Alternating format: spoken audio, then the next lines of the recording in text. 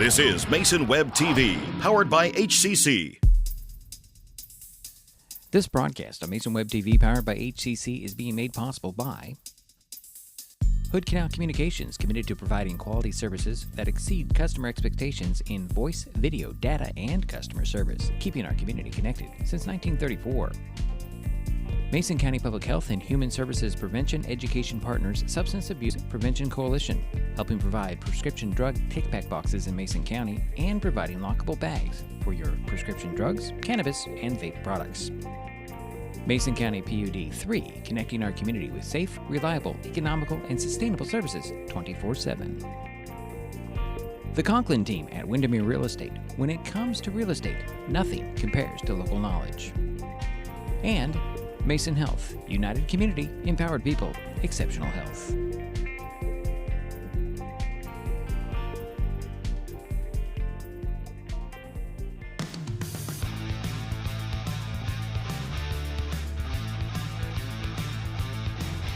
Good evening and welcome to Jack Stark Field at Highclimbers Stadium on the campus of Shelton High School in Shelton, Washington. Tonight, Mason Web TV, powered by HCC and KMAS Radio, bring you Evergreen Conference Football featuring the Shelton Highclimbers and the Black Hills Wolves. My name is Diedrich Allen. Jerry Apple and Aiden Mueller. For your many sacrifices to provide your son the opportunity to participate in the Highclimber football program. Senior players, we thank you for your commitment to Highclimber athletics and your positive representation of Shelton High School. Let's try that one. There we go. And welcome a little early on our pregame. Didn't get the intro done because they're starting with let's get the cameras going here. Recognizing the seniors. So we'll just turn things over to Lorna Martinson, the PA announcer. Our first senior tonight is number 3, Gabriel Conklin. Hang on, we'll let all the players get over here.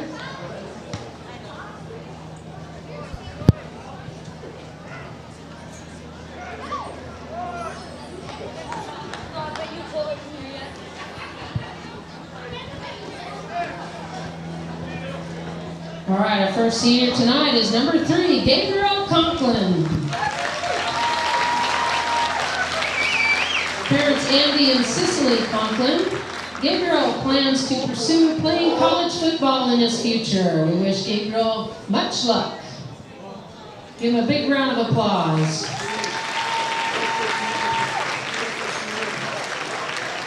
Next senior, number 4, Jason Castaneda. With Jason tonight are Mateo Castaneda and Clarice Zacharias. Jason plans to attend college to study automotive design in the future. So thank you, Jason and his family, for your contributions. Big round of applause.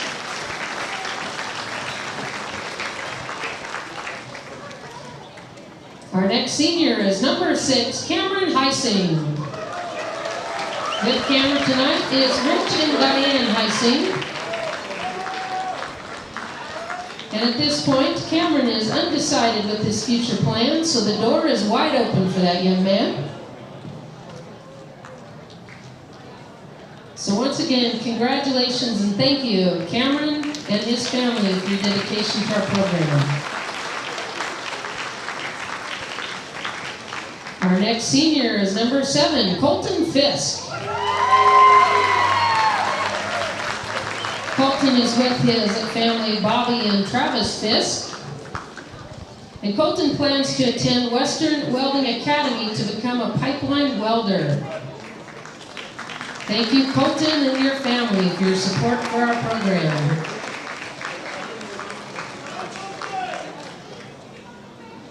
Our next senior, number 9, Emilio Soto Viveros. With Emilio tonight is Coach Ken McIntosh. Emilio's plans after high school are to enter the workforce. So thank you, Emilio, for your dedication to our program.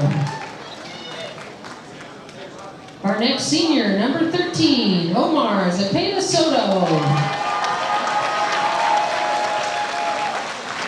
Omar is accompanied by his parents, Maria Soto and Cesar Zepeda. And Omar plans on pursuing college athletic career. So, Omar, congratulations. Thank you for your support.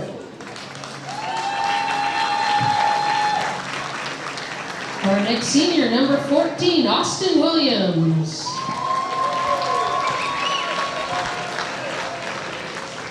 With Austin tonight is a large family, including his parents, David and Tiffany Williams. Austin plans to attend Oregon State University to study physics. So congratulations, Austin, and thank you for the family's continued support and dedication. Our next senior, number 18, Bradley Evelyn.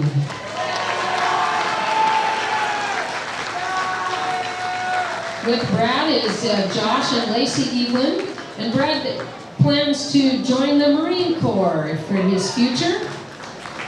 So thank you, Brad, for your dedication to our program. Our next senior, number 23, Jaden Fuller.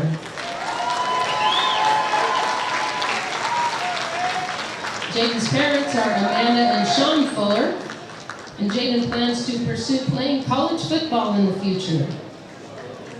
So thank you, Jaden and Jaden's family, for your continued dedication to football here. Our next senior, number 33, Trevor Rodeback. With Trevor, our parents, Kristen and Leanne Rodeback. Trevor plans to serve a 2-year mission for church and then attend trade school for welding or construction in the future. So Trevor, we wish you luck. Thanks to you and your family for all you've done for SHS Athletics. Our next senior, number 60, Cyrus Tia Tuli.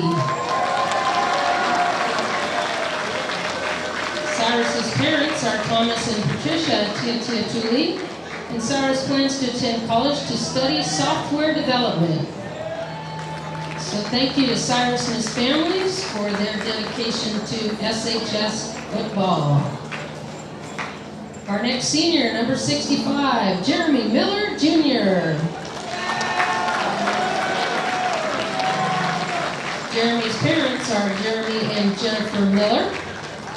And Jeremy plans to work at the Puget Sound Naval Shipyard, then pursue a degree in fire engineering. Thank you, Jeremy and his family, for your dedication to SHF football. Our next senior, number 71, Anthony Sancelli.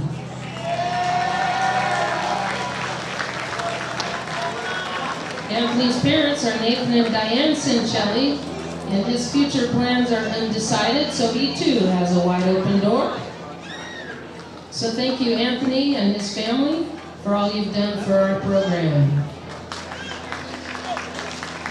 Our next senior is number 68, Landon Cantero. Sorry, the numbers are out of order. Landon's parents are Tessa Shanks and Brian Cantero, and Landon plans to attend trade school for welding in the future. So thank you, Landon, and his family for all your support for our program. Our next senior, number 73, Luis Rivas Bears. Luis's parents are Luis Rivas and Ana Bears, and Luis plans to continue to work in the family forestry business. So thank you, Luis, for all you've done for our SHS sports. Our next senior, number 74, Roy Perez. Roy has a big family there, including mom Jennifer Brown. Roy is currently undecided, but possibly plans to attend trade school to be an electrician. So thank you, Roy, and that large family for all you've done for our program. Our next senior, number 87, Wheatley Cordova. Wheatley's parents are Demas Cordova and Ocean Spar, and Wheatley plans to pursue playing college basketball. So thank you, Wheatley and his family, for all you've done for our program. And our last senior tonight is number 96, Jerome Nichols. Jerome's mother is Fawnette Gooley and grandmother Lenora Gooley. And Jerome Nichols plans to attend college in the future, undecided on a degree. But let's put our hands together one more time. It takes a lot of dedication and hard work, and the family is putting a lot of time to support these young men. So congratulations to our seniors, and we wish you very well in the future. Thanks again. Well, and that is the senior class for the Highclimbers. Let me turn that down. Jerry, Aiden, what do you want to say? Go for it. You're open mic here. Yeah, the one thing I think tonight, this is going to be a good game. It's going to be close. There's a couple key injuries, unfortunately, on the Shelton team. It comes down to the little things, the penalties. Keep them down. I think we did a pretty good job last week on that. Turnovers, we've got to keep it down to maybe 1 or 2. Well, Jerry, those are your keys to the game. I'm talking about the seniors. We haven't even got to that point yet. You're all way out of step, but that's all right. What do you want to I want to talk about the seniors class because we're really early here on our broadcast. Sure. Not even on the radio just yet, but we'll be doing that shortly. But we're online talking about this. So I just want your thoughts. You and I have seen a lot of these kids over the years. Yeah, we have. Years. It's a nice group. You know, I'll start off with that. I've enjoyed watching them the last 3 years, growing up. I think they're going to do really well tonight. I think they're going to come through. I'm optimistic. I guess I've seen them grow and as a family. And Mark Smith has mentioned that several times, that, hey, the camaraderie, it's great. He thinks a lot of them, highly. All right. Jerry, I'm going to bring in Aiden because Aiden played with these guys a couple years ago, and he's a senior, but he left the team because he had other pursuits that he wanted to do, and one of them is this. It's broadcasting. And Aiden, your thoughts on your, I'm going to say former teammates because I'm going to say they're still your teammates because you're still part of the team. They're my family. They're your family. Okay, what are your thoughts? When I played with some of them even back in 8th grade. Okay. They have come a long way. They're very hard-working kids. They're smart kids.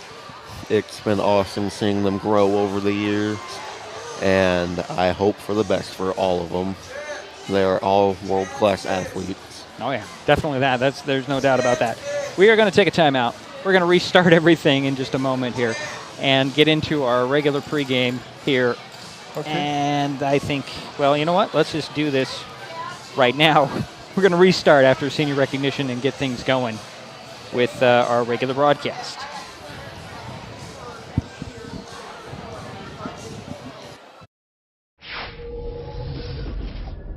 This is Mason Web TV, powered by HCC.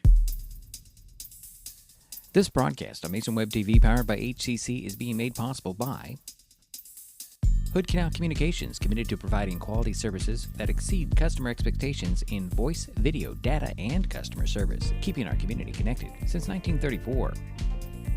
Mason County Public Health and Human Services Prevention Education Partners Substance Abuse Prevention Coalition, helping provide prescription drug take-back boxes in Mason County and providing lockable bags for your prescription drugs, cannabis, and vape products. Mason County PUD 3, connecting our community with safe, reliable, economical, and sustainable services 24/7. The Conklin team at Windermere Real Estate. When it comes to real estate, nothing compares to local knowledge. And Mason Health, united community, empowered people, exceptional health.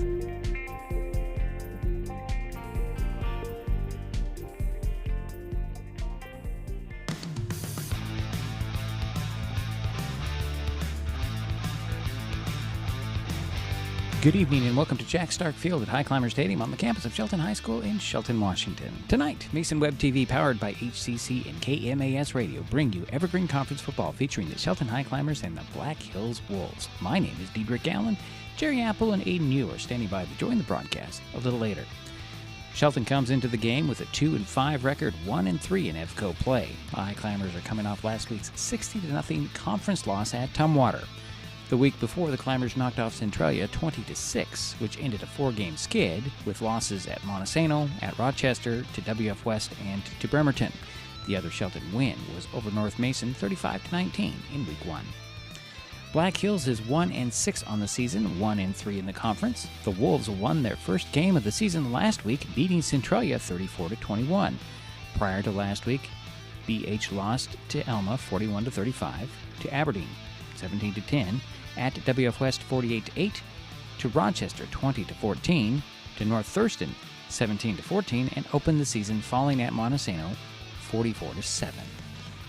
The last time Shelton and Black Hills played was a tiebreaker on October 31st, 2022, and the Highclimbers beat the Wolves 8-7.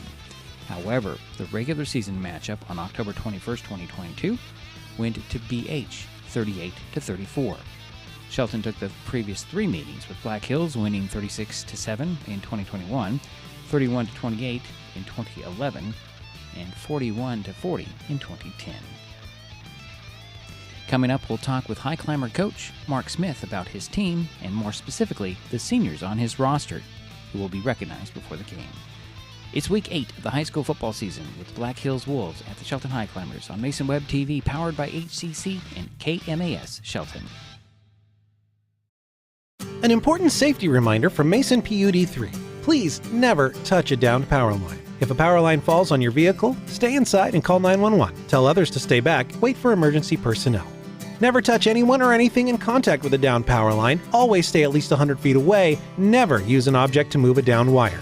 Don't remove trees or limbs near a downed line. Electricity travels through ground, trees, branches, and more. It's not safe. If you see a downed line, call PUD 3 at 360-426-8255. The living room. It's a great place to watch TV. Just like your backyard, break time at the office, or waiting for your ride. Now you can watch TV everywhere. Stream your favorite shows or live TV from many channels in your cable package on any computer, tablet, or smartphone. It's all included in Hood Canal Communications TV service for no extra cost. Sign up to watch TV everywhere today. Call or visit Hood Canal Communications online to learn more. With all the question marks and uncertainty that surrounds today's real estate market, it is nice to know that there is a local team that has the experience with all types of markets to ensure you make a sound decision, whether selling or buying. The Conklin team at Windermere Real Estate has been a staple in the Mason County community for over 40 years. Feel free to reach out to Jeff, Andy, Chrissy, or Laura with any real estate questions that you may have. When it comes to real estate, nothing compares to local knowledge.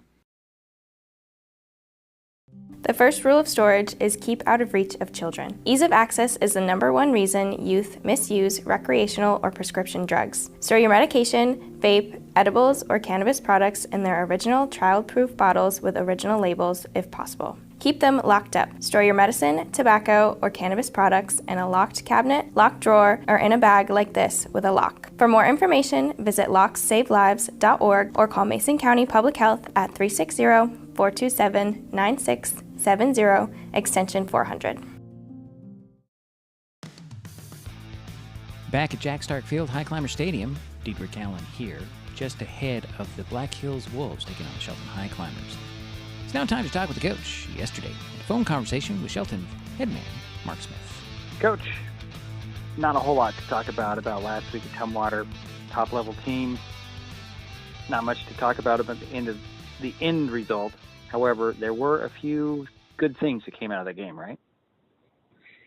Yes, I tell you what, if someone would have said that we were going to make them punt 4 times and have 170 yards rushing against Tumwater and the score would be 60-0, I would have taken that bet. I was like, there's no way,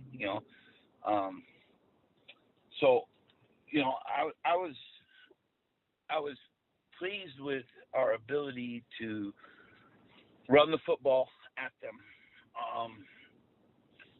The problem is being consistent in anything we're doing offensively right now is an absolute struggle for us. We can't seem to finish drives, and and that's hard. And so points are at a real premium for us right now, and they're hard to come by. But I thought that was a bright spot. Another bright spot was they were averaging about 36 yards punt return, and they had scored 2 or 3 touchdowns on punt return. And I told our kids, you know, and I think they thought I was nuts, that I challenged them to not give up any yards in the punt return game.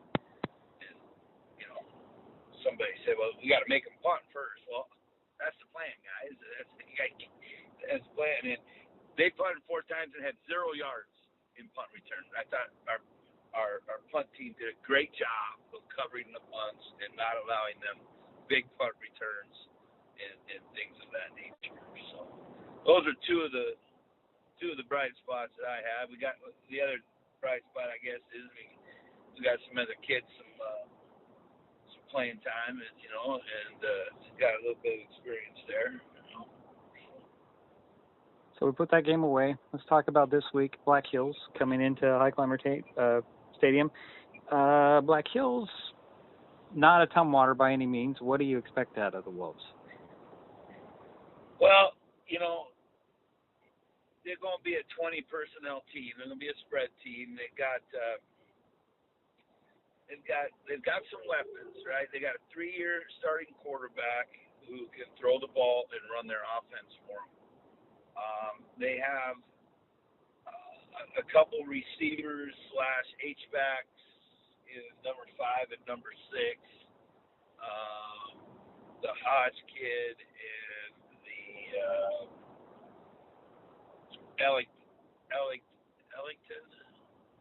Ellison kid, 5 and 6. Those are 2 6'2", 6'3" long bodies that they try to get the ball to in the air. 25, just a running back. He does a good job running downhill in their counter game. They're a big gap run team, so a lot of counter.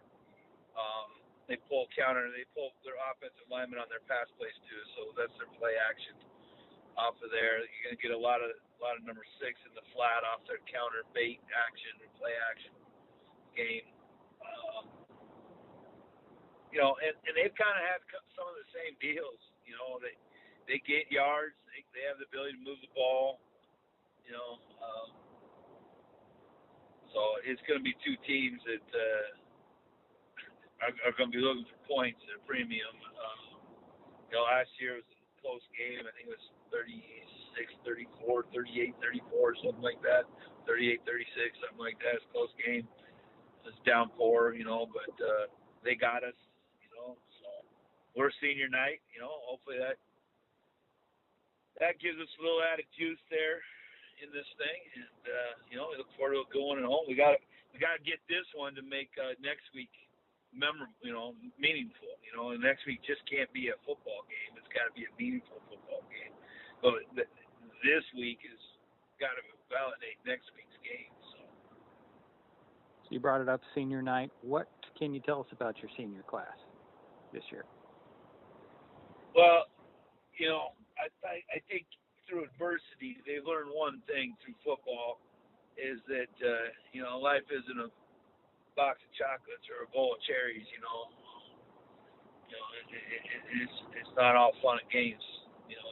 It's got life wrapped up into it. You're going to get knocked down. You got to get up again, People are going to say stuff, and you got to filter it out. You got to understand the inner circle. And you got to get up the next day and go to work. And, that's a great life lesson. Unfortunately, you'd like to be able to not have that, be on the other side of that and still praise those same lessons. But, I think this senior class is all in there pretty tight, pretty strong. And I think it'd be a great way to, at the end of this year, if they can sit there and say, hey, listen, we won the Axe. We won homecoming. We won senior night. We won the last game of the year to get into the 3-way deal, right? We won the 3-way deal and got ourselves into the playing game, right? That'd be a great way to end the season after a not so good start. Right? I talked about a lot of W's there. There's a lot of wins, but nothing's more important than this week, and I think they understand the sense of urgency that goes into this week, because if we don't get this week, none of those other things I talked about are going to matter. So your injury situation, are you getting anybody back this week? No, Fuller's still going to be out another week.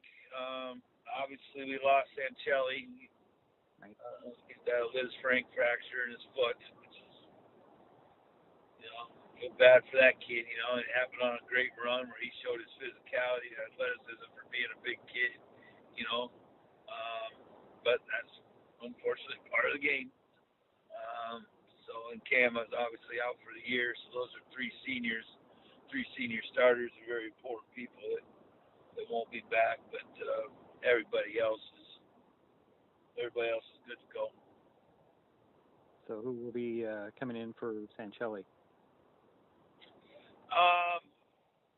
We'll have a sophomore,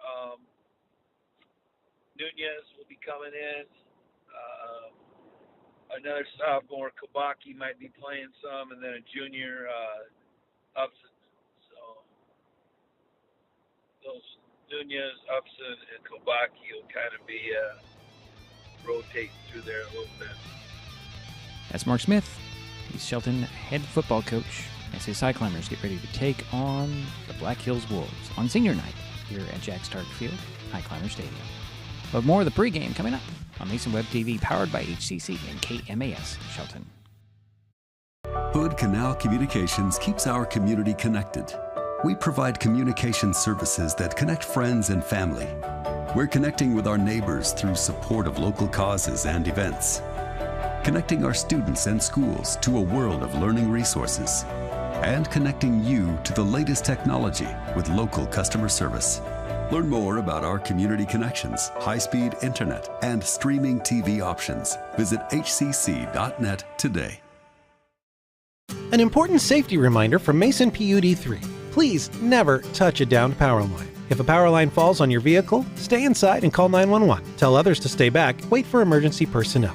Never touch anyone or anything in contact with a downed power line. Always stay at least 100 feet away. Never use an object to move a downed wire. Don't remove trees or limbs near a down line. Electricity travels through ground, trees, branches, and more. It's not safe. If you see a down line, call PUD 3 at 360-426-8255.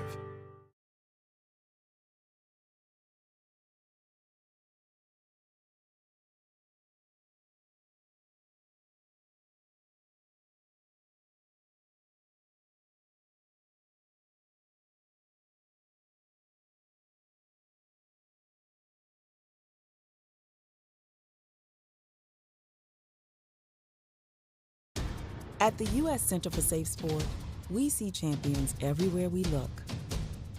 In every sport, on every court, we're building a foundation to ensure all athletes are safe, supported, and strengthened. At the U.S. Center for Safe Sport, ending abuse is not just our job. It's our promise.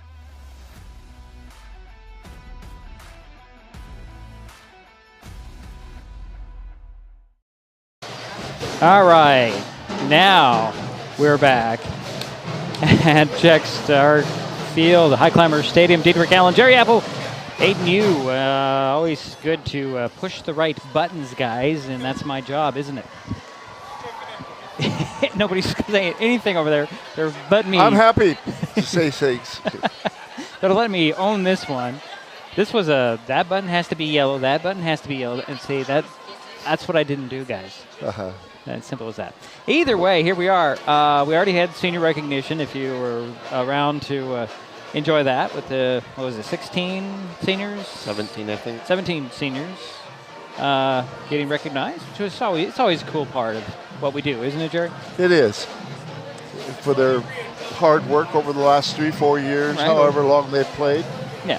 For their high school career, but it goes back way before, as Aiden mentioned, that he played with them in 8th grade. Some of these guys were playing Pee-wees. Yeah, Pee-wee League. Yeah, anyways, we're here. Very important game for the Highclimbers. They need to win out. They do. To force another tiebreaker to get into the play-in round of the state playoffs. And Black Hills 1-6, but don't let that record fool you guys. They've got some talent and some athletes. Yeah, they do. I inadvertently Jerry got a little overzealous about his keys to the game, I so know I guess it. we better get to that before he explodes. So Jerry, go ahead. I've already said a couple of them. Well, you start over. We have a whole new audience. Good. Let's go with Well, let's keep it to 40 yards or less in penalties. Let's keep it to 1 turnover or none. I think the very key is our offensive line.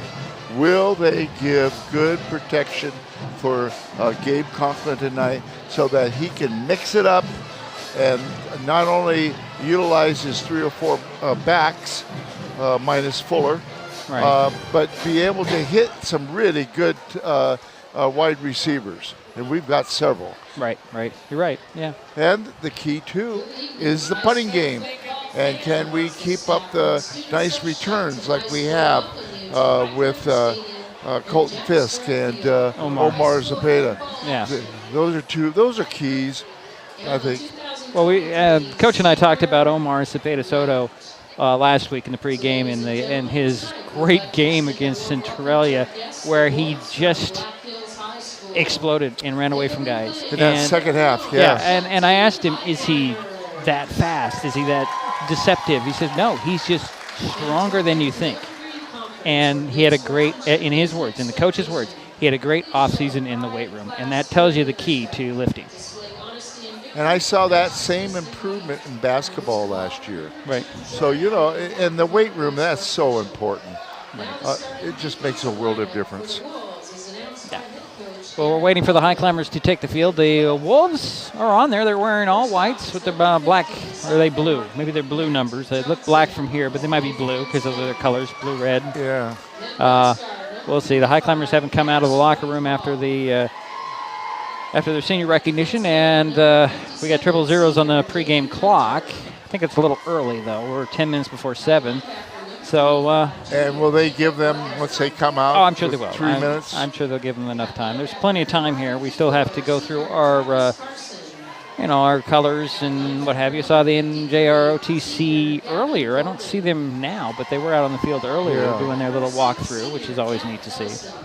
But let's take another timeout. We'll be back. Hopefully we'll get the kickoff of this game between Black Hills and Shelton. Friday Night Football on Mason Web TV, powered by HCC and KMAS Shelton. Back in a moment. Getting unneeded medications out of the home can help prevent misuse, abuse, and accidental poisoning. The Drug Take Back program provides consumers with a safe means for disposing of unused, unneeded, and expired prescriptions and over-the-counter drugs.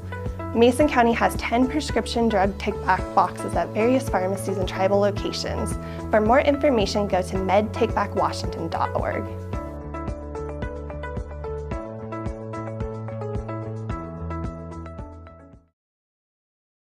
Mason County is a very special place.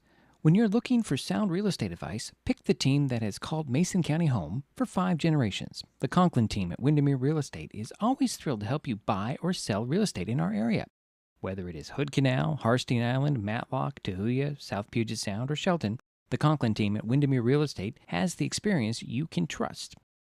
Remember, when it comes to real estate, nothing compares to local knowledge.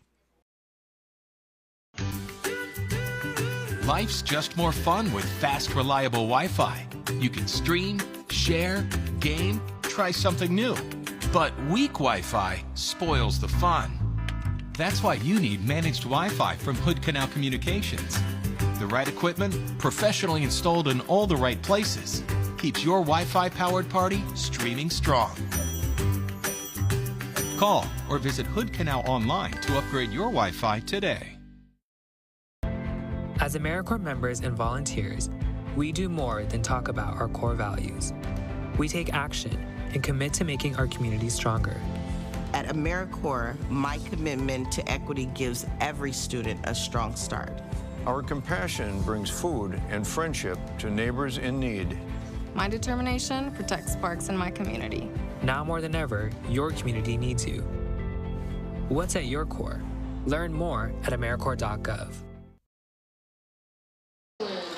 And we're back here at Jack Stark Field, Highclimbers Stadium. Diedrich Allen, Jerry Apple, Aiden Yu, just ahead of the Black Hills Wolves taking on the Shelton Highclimbers.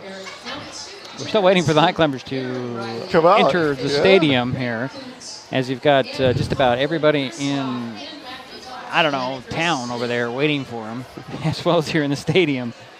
Go ahead, Jerry. We got a good crowd tonight. You know, that's senior recognition for one thing. The other thing is, it's a pleasant night.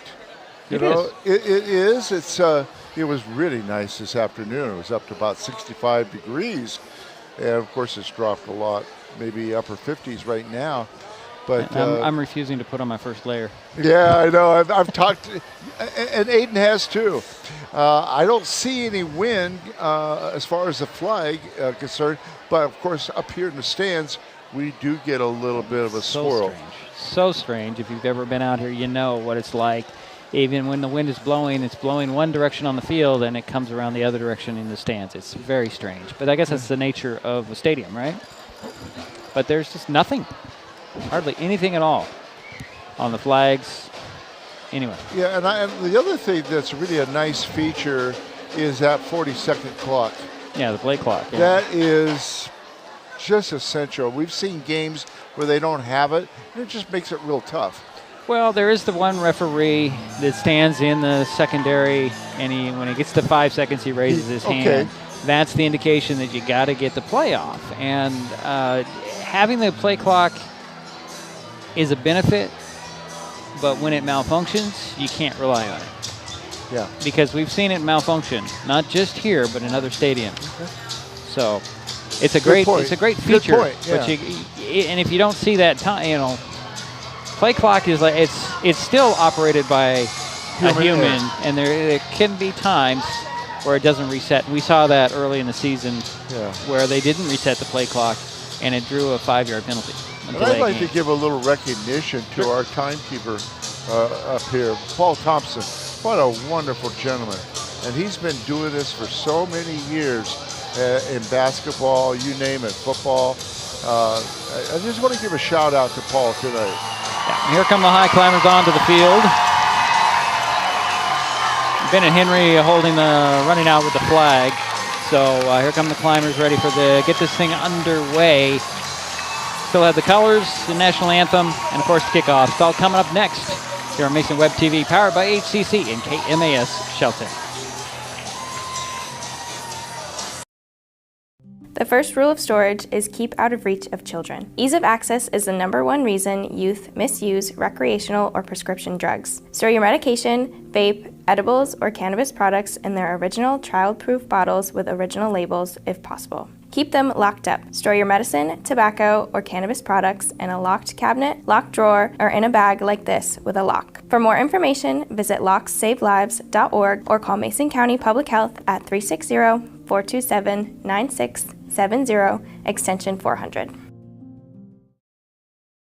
Hi folks, Diedrich Allen with Mason Web TV powered by HCC, your source for live high school sports with play-by-play. Once again, Mason Web TV is broadcasting select games every week this school year.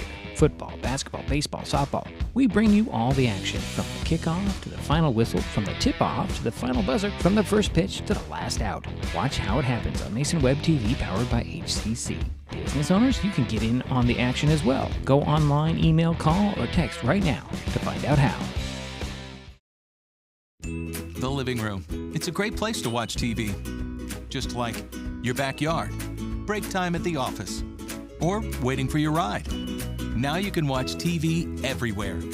Stream your favorite shows or live TV from many channels in your cable package on any computer, tablet, or smartphone. It's all included in Hood Canal Communications TV service for no extra cost. Sign up to watch TV everywhere today. Call or visit Hood Canal Communications online to learn more.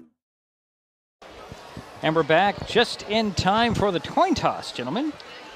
Captains are out there for the coin toss. The Highclimbers in there all black with the red numbers. Of course, we already described the Black Hills all white with the black or navy blue numbers. We've got Conklin. Let's see, 65 is J.J. Miller, Jeremy Miller. 96, of course, is Jerome Nichols-Gooley. And 33 is Trevor Rodeback, right? Trevor, what's his name? Yep. Yeah, okay. Rodeback, those are the three. I say 4 and I say 3. Anyways, the 4 captains for the Highclimbers. Didn't get the numbers of the captains for Black Hills. I believe one is number 1. That's Jackson Beck, quarterback. The Highclimbers did win the toss, and they deferred to the second half like they usually do. As we've talked many, many times, you win the toss, always defer. 99.5% of the time. I would say so. That 1.5% time you might want the ball. And the key to the game, like you've said so many times, is the last 4 minutes of the second quarter and the first 4 minutes of the third quarter. We'll try to explain that a little more carefully. The middle 8 is the what middle the coach 8. Yeah, I like calls that. It. Yeah. That's what Coach Smith calls it. We're going to take a break. We'll be right back as the Mason Web TV, powered by HCC. Kickoff is coming up next on KMAS Shelton. Getting unneeded medications out of the home can help prevent misuse, abuse, and accidental poisoning. The Drug Take Back program provides consumers with a safe means for disposing of unused, unneeded, and expired prescriptions and over-the-counter drugs. Mason County has 10 prescription drug take-back boxes at various pharmacies and tribal locations. For more information, go to medtakebackwashington.org.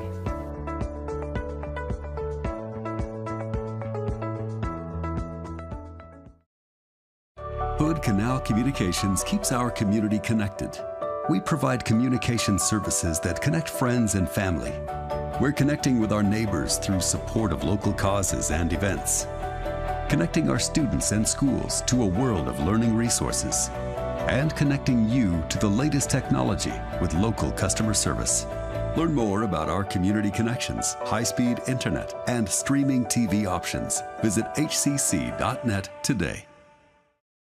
The first rule of storage is keep out of reach of children. Ease of access is the #1 reason youth misuse recreational or prescription drugs. Store your medication, vape, edibles, or cannabis products in their original child-proof bottles with original labels if possible. Keep them locked up. Store your medicine, tobacco, or cannabis products in a locked cabinet, locked drawer, or in a bag like this with a lock. For more information, visit locksavelives.org or call Mason County Public Health at 360-427-9670, extension 400. Life's just more fun with fast, reliable Wi-Fi. You can stream, share, game, try something new. But weak Wi-Fi spoils the fun. That's why you need managed Wi-Fi from Hood Canal Communications. The right equipment, professionally installed in all the right places, keeps your Wi-Fi powered party streaming strong. Call or visit Hood Canal online to upgrade your Wi-Fi today. And we're back here at Highclimber Stadium, Jack Stark Field, waiting for the kickoff between the Black Hills Wolves and the Shelton Highclimbers. Wolves will start the game with the ball as they turn that off. Highclimbers won the toss and defer to the second half. And we'll get this game underway. Evergreen Conference. Turn Aiden back on here because I had to turn him off as he's wrestling mics. I want to mention something. You see some strange things coming up into the stands. The dance team's going to do their Halloween performance at halftime, so be prepared to be scared if you're here. Okay. Just saying so. I'll tell you what, they're always very good. Phenomenal. Yeah, phenomenal. Yeah. Always do well at state. Yes, they do. Second last year, or was it the year before? I think it's a year before. A year before. I don't remember what they did last year then. Anyways, the Highclimbers are heading out there in their black uniforms, red letters. Taylor Dickey will tee it up at the 40 to kick it to the Wolves. On they're all white with, of course, their blue or black helmets with the wolf on it. Going back deep, it looks like number 11 and cannot see number 12. Number 11 is Zellini. Number 12 is Bearcat. That's Bearcat Lester. It's Bearcat. Spelled with an E, but it's cat. I learned that. Okay. Just wanted. So Lester is on the far side. And Zellini is on the near side. Bearcat, okay. Bearcat. Bearcat. Thank you. Just want to say, spelled with a name, but it's a cat. Okay. Still waiting for the kickoff here. Get this thing underway. Highclimbers are kicking from right to left on your radio's dial. You're listening on KMAS. Here we go. Here's a run up and the kick. It's on the ground. It's going to be touched, and the ball's free. Highclimbers are going to get it. Zepeda Soto dove on it. Shelton gets the ball. Start the game off of short on the ground kick. I don't know if that was designed as an onside, but it sure turned out to be an onside. So Highclimbers get the ball in Wolf territory. If that was the intended to be, that's a ballsy call to start a game off. So it's the 38-yard line for the Highclimbers, the 38 of Black Hills. 2 seconds into the ball game, and we already have basically a turnover. Yeah. Interesting. There come the Highclimbers out from the sideline. It's like a shotgun straight away for Conklin. Got a back beside him. Oh, bad snap. Oh, boy. And going back and falling on it, I believe that's going to be... it's Nichols Gooley fell on it, and a huge loss to start things off. They're now on the Highclimber side of the 50 at the 49. Well, hopefully that'll be the last time, because we've had some issues with the bad snaps in several of the games. And, well, there is a change in the center position. That's very Shelley true. is out for the remainder of the season.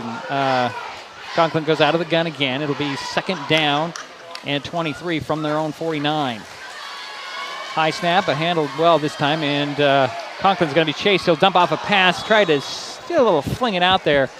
Intended, I think that's Henry. Yeah, it's Henry, just off his hands, incomplete. It's third down and 23. Real quickly. Highclimbers need to, they got a fast start. They just need to capitalize on that fast start. Yeah, because they got it in good possession, good field position. So again, they'll go out of the shotgun. Conklin. He's got Fisk beside him to his right. 3 receivers to the far side, 1 to the near side. Back to pass goes Gabe. Looks over. Going to go to the far side. Got to tuck it under. He's going to run up the middle. Slips 1 tackle. Gets to the 45. Still fighting. Trying to get to the 42. And I think that's where he'll get. And that's the 42 of the Black Hills. Gain of about 8 on that play. That brings up 4th down. And it looks like the Highclimbers are going to have to punt it away. As a 4th, and it looks like 14. We say it's 4th and 14 from the 42. Delaney back deep to get this punt from Conklin. He'll be kicking from his side of the 50. Nice kick, spiraling kick that Delaney will take it at the 11, and he lost the ball. And it was luckily recovered by Black Hills. Delaney took a hit, didn't call for the fair catch. And there was a white jersey all over that. I didn't see the number, did you? 34-yard punt, good coverage. So they'll mark it at the 10. 1st and 10 for the Wolves. 10:26 to go, first quarter, no score. This will be the first possession of the game for the Wolves. Jackson Beck out of the shotgun. He's got a back, actually called the pistol. Turn around and hand it off. And this is number 6. And that will be Ellison caught in the backfield for a loss of 4. So 2nd and 14 coming from the 6-yard line. And credit that tackle by Jerome Nichols-Gooley. So the 2nd and 14 from the 6-yard line for the Black Hills Wolves. Beck will go out of the pistol. He'll send 2 receivers on each side. Waiting for the snap. Back to pass. Looks to the far side.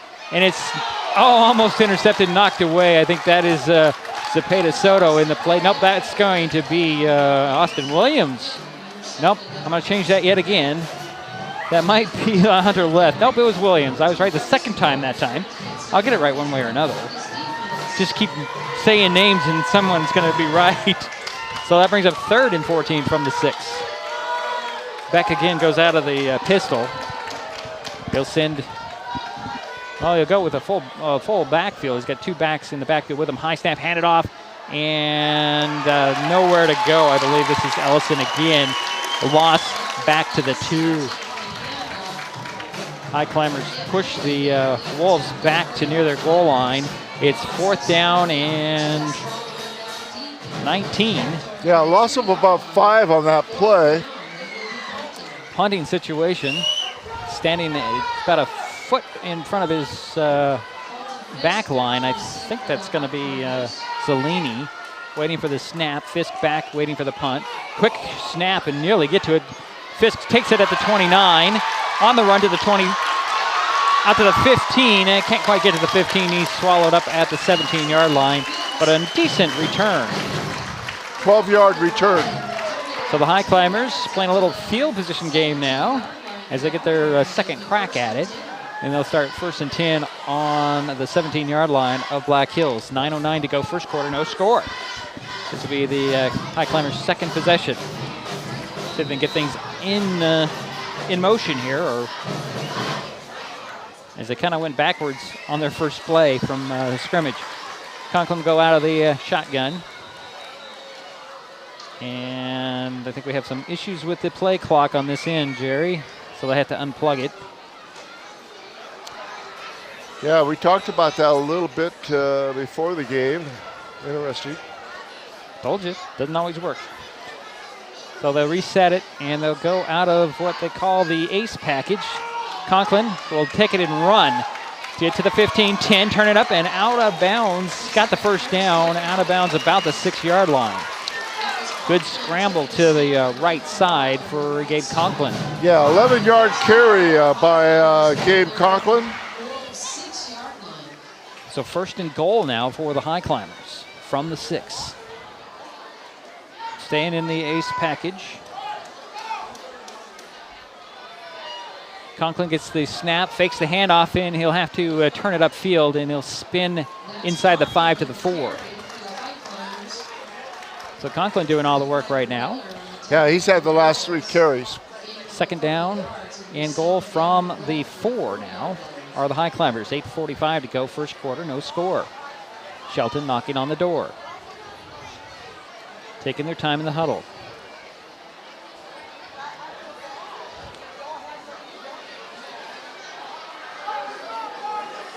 Again with the ace package, all run. This is a direct snap. I believe this is Gooley. He'll dive for the end zone. I'm sorry, yes, it's Nichols Gooley to the 1. Yeah, unfortunately his knee hit the ground before the ball went over the line. So it'll be 3rd and goal from now the 1. Conklin out of the gun. And it's again a snap to Nichols Gooley. He'll dive for the end zone. Did they get him? And he did get in. Touchdown, Highclimbers.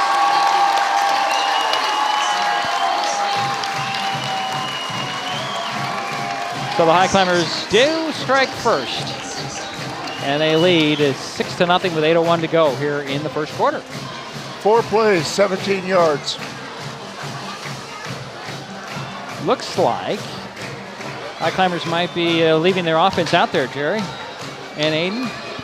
I could be wrong. Well, the point after attempts, that's been really good though with A.J. Weir. So it'll be interesting to see. It looks like they're going. Yep, they're going to go for 2 here. Okay. As Conklin is out there with Fisk, Zepeda Soto, Brotherton, Bennett, and Cordova. Capitalize on the momentum. Yeah, Zepeda Soto is the wide out on the hash mark far side. Snap under center and a reverse. And here is Cordova throwing to the end zone and intended for Conklin. It spins out of his hands and goes incomplete. But the Highclimbers get the lead here early. 8:01 to go, first quarter, 6-0 Shelton. This is Mason Web TV, powered by HCC and KMAS Shelton. An important safety reminder from Mason PUD3. Please never touch a downed power line. If a power line falls on your vehicle, stay inside and call 911. Tell others to stay back, wait for emergency personnel. Never touch anyone or anything in contact with a downed power line. Always stay at least 100 feet away. Never use an object to move a downed wire. Don't remove trees or limbs near a downed line. Electricity travels through ground, trees, branches, and more. It's not safe. If you see a downed line, call PUD3 at 360-426-8255. And we're back here at Jack Stark Field, Highclimbers Stadium. 6-0. The Shelton Highclimbers get on the board first. 8:01 to go, first quarter. That was a well-designed two-point attempt, though. Probably the first pass we've seen Wheatley Cordova throw ever in a game. I don't think I've ever seen him throw a pass. Yeah. So Dickey will tee it up at the 40 to kick it back to the Wolves. As you said, he has sure hands. He does. So Cameron Bonds, and now he's going to go ahead to the sidelines, and then they'll swap him out again. That's interesting. Jude Reneker will come in.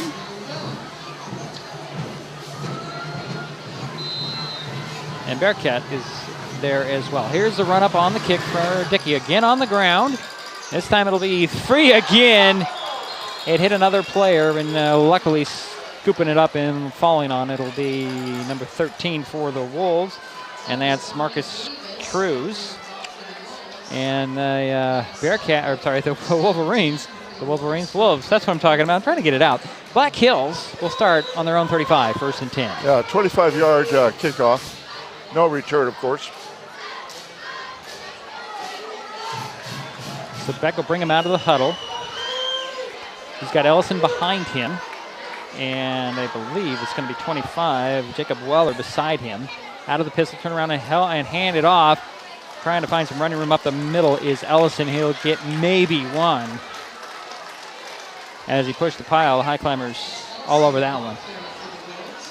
Make it 2nd and 9 from the 36. Is he number 6? He's number 6, yes. Ellison is number 6. He'll be in the backfield with Beck. He'll go out of the pistol. 3 receivers to the far side, 1 to the near side. Back to pass goes Beck. Looks over to the far side, throws to the middle, and complete juggling it and pulling it in, number 10. That's Jude Reneker. And boy, that was quite a catch. He had a guy on his back. But we have a flag in the backfield. It'll be a hold on the Wolves.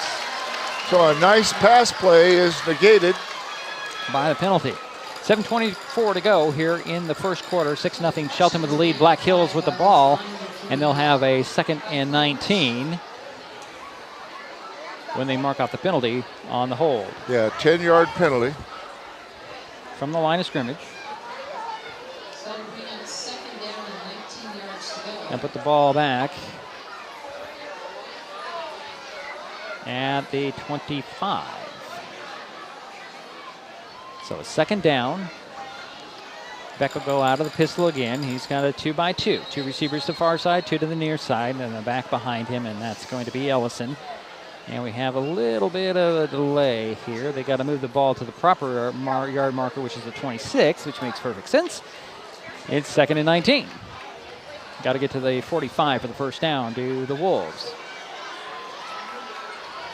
Beck out of the pistol. Going to dump it off with a pass again, this time short to Reneker. Gets most of the penalty yards back, 9 of them. Up to the 34. It'll be 3rd down and 11. I guess that would be 8 of them if I do the math correctly. Yeah. First completed pass.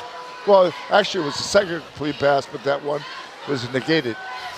Out of the gun will go Beck. He's got 3 receivers to the near side. Quick snap and a little slant play to Ellison. Thrown a little bit behind him, couldn't gather it in. Incomplete, it falls, and it's 4th down for the Wolves.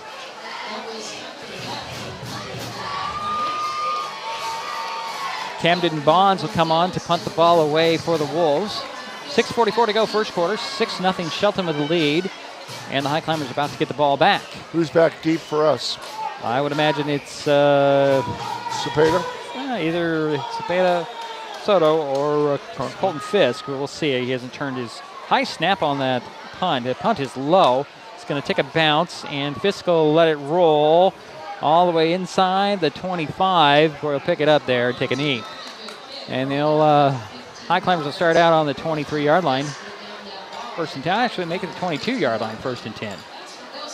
That's interesting. Fisk just let it roll and then took a knee. 44-yard punt. 6:33 to go here, first quarter, 6-0. Shelton with the lead and the ball. It was a good punt. It was a good punt. Took a bounce of about 20 yards. The Highclimbers, I think they're trying to put together sustained long drives, maybe. Use this game as more practice. I don't know. Here they come out of the sidelines. This is the third possession for the Highclimbers. Conklin will go out of the shotgun with Fisk beside him to the right. Two receivers on each side. Now Fisk will move over to the left side of Conklin, and there's going to be a delay game penalty. Pretty sure. Yeah, I didn't see any movement in the line. Yeah, it's a delay game penalty, and that will march him back 5 yards. That's their first penalty. Yeah, first and 15. Ball back at the 17-yard line. 6:33 to go here in the first quarter. Again, the score, Shelton 6, Black Hills nothing. Out of the gun will go Conklin, back to pass. Looks down the field, avoids one rusher, avoids another rusher, throws it to the sidelines. Incomplete, intended for Zepeda Soto. And it'll be second and 15 from the 17-yard line. Very, very dangerous pass there, Jerry, I think. Yeah, it was. It was sideways almost. Yeah, it could have easily been picked off. Yeah, but there was nobody around it. And just because Zepeda Soto was in the area and running towards that spot, right, they didn't get a penalty. Conklin go out of the gun, back into the ace package. He'll take it and run it straight up the middle, bouncing around and gets to the 20, maybe the 21. The 4-yard pickup. Almost back to the initial line of scrimmage. Not quite. Yeah, it'll be third down and 11 from the 21. 6:10 to go. Clock is running. First quarter, 6-0. Shelton with the lead in the ball. Yeah, Gabe Conklin has ran 4 of the 6 attempts. You're going to stay with the ace package. Snap to Conklin. Conklin trying to find some running room up the middle. Tried to spin out of a tackle, and he's spun down at the 24. That brings up 4th and long for Shelton and another punting situation. Yeah, gain of 3 on the play. It'll be 4th and 9. Conklin's going to punt it away. And Caden Zellini will go back about the 50 to wait for this punt from Conklin. Clock is running with 5.5 minutes to go, first quarter. Conklin waiting for the snap. Low snap. Conklin picks it up off the turf, puts up a high end-over-end kick that'll hit at the 45, take a bounce. Well, I guess that would be a wolf bounce, and is caught and downed at the 43-yard line. Yeah, 22-yard punt, no return. So first and 10 for Black Hills on the Shelton 43. 5:15 to go, first quarter. Shelton with the lead. Now Black Hills has the ball. Deep, deep huddle, guys. Yes. Back about 15 yards from the line of scrimmage. I haven't seen a deep huddle like that in a long, long time. Wolves break the huddle. Come up to the line of scrimmage. Beck will go out of the pistol with the back behind him and the back beside him. 2 receivers near side, 1 to the far side. High snap, hand it off, and I believe this is going to be Ellison trying to find some running room up the middle. Got maybe 1. Yeah, let's give him, give him 1. Yeah, 2nd and 9 from the 42 now.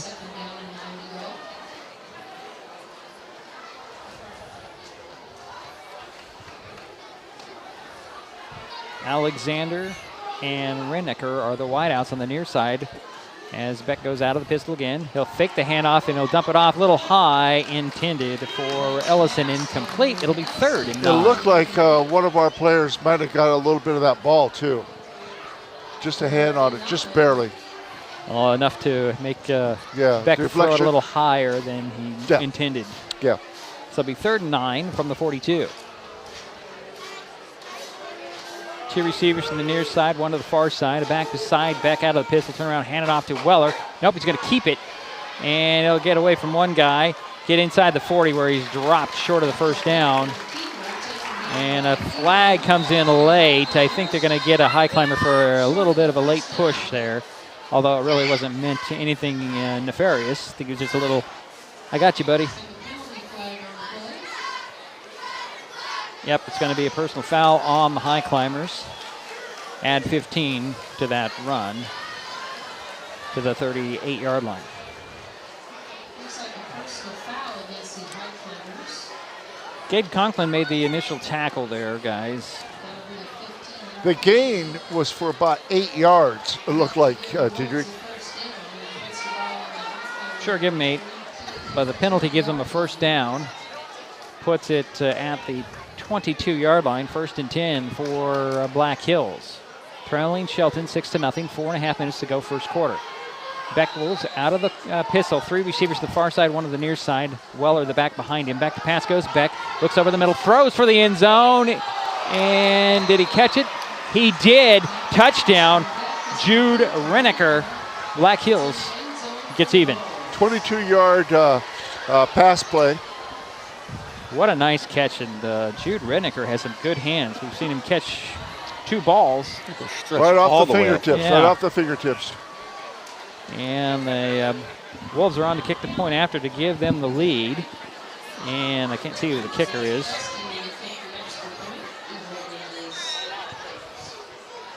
Renecker's the holder. Waiting for the snap. Snaps down, the kick is up, kick is good. And that kicker is going to be Jude Binder. And he puts the Wolves up 7-0, or 7-6, excuse me. This is Mason Web TV, powered by HCC and KMAS Shelton. Back in a moment. The living room. It's a great place to watch TV. Just like your backyard, break time at the office, or waiting for your ride. Now you can watch TV everywhere.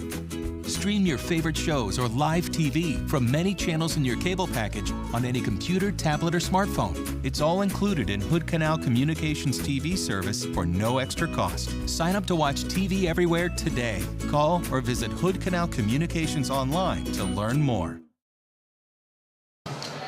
And we're back. 7-6 is our score. Black Hills with a 1-point lead. 4:25 to go here in the first quarter. Yeah, Diedrich, that was 5 plays for 58 yards. The big factor there was that penalty, 15-yard penalty.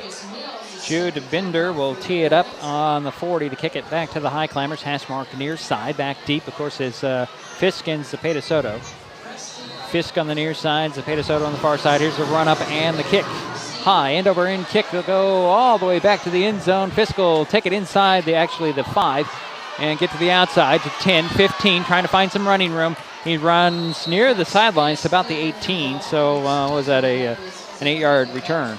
Yeah, that was a 57-yard kickoff.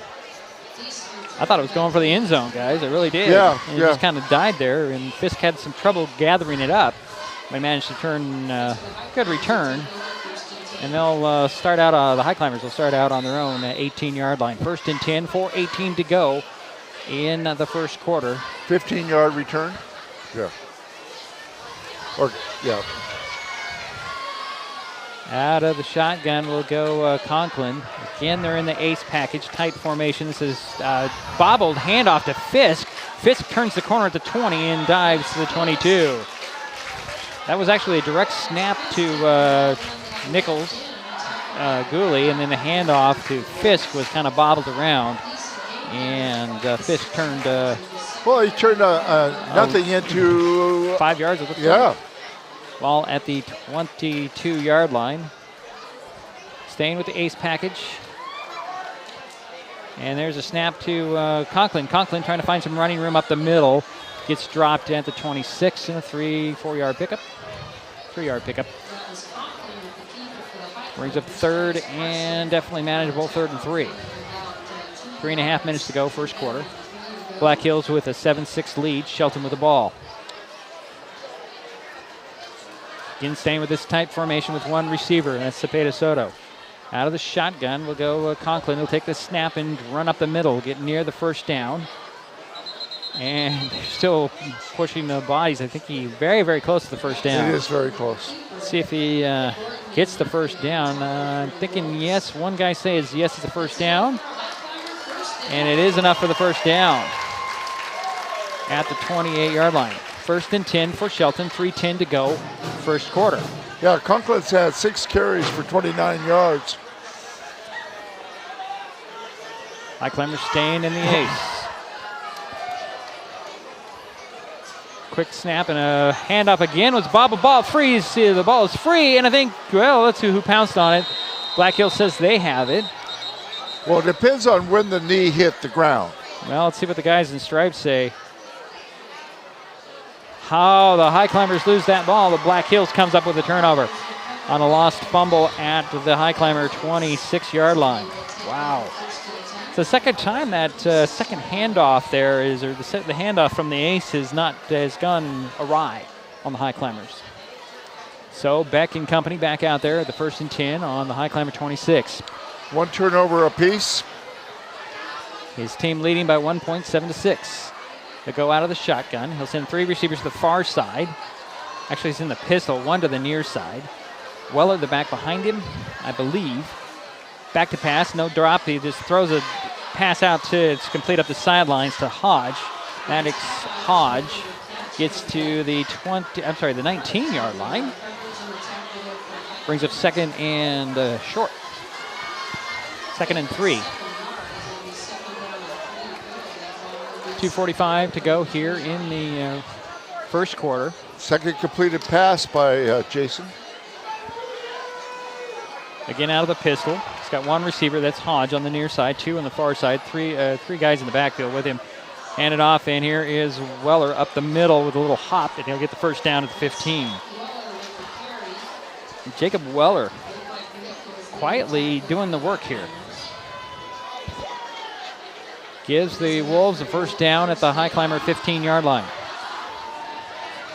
2:38 and counting on the first quarter clock. 7-6 the score. Black Hills with the lead in the ball. Beck goes out of the shotgun. Weller will shift into the backfield, make it the pistol. 3 receivers to the far side, 1 to the near side. Back to pass goes Beck. Throws over the middle. Intercepted! And there's a flag on the play as well. Hunter Leth kicked that ball out of the air. But we do have a flag on the play. Let's see what the flag is all about. Well, could be pass interference, I'm assuming, but we'll find out. Yeah, pass interference on the Highclimbers, so that negates the interception. Should be half the distance, and the ball should be about the, let's see here, the 8-yard line, I would imagine. Coach Smith is hot on the sidelines. He does not like that call at all. It was questionable. So they'll put the ball at the 8, and it's first down and 3 for the Wolves. Beck moves a guy into the backfield out of the shotgun with max protection. Actually, no, that's going to be back to the pistol. Turn around, hand it off to Weller. Weller hops and then dives to the outside, still on his feet to the 5. There is a flag in the backfield, however. And that's probably going to be holding where that's thrown. We'll see. We'll see, yeah. It is a hold, as Jerry said. That'll march the Wolves back 10 yards. Should go back to the 18-yard line, I would imagine. Some personnel changes for the Highclimbers.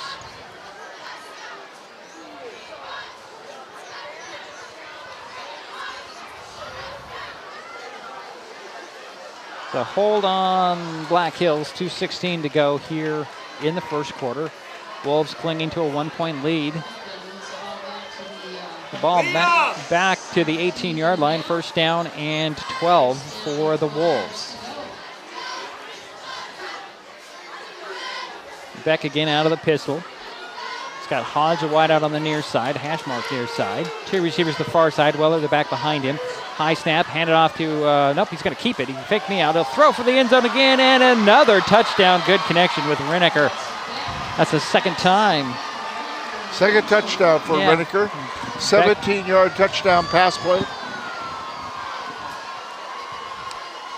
Second time that Beck has found Reneker in the end zone, and that extends the lead 13-6. As Jude Bender comes on to kick the point after. Holder again is Jude Reneker. Waiting for the snap. There's the snap. Spot is down. Kick is up.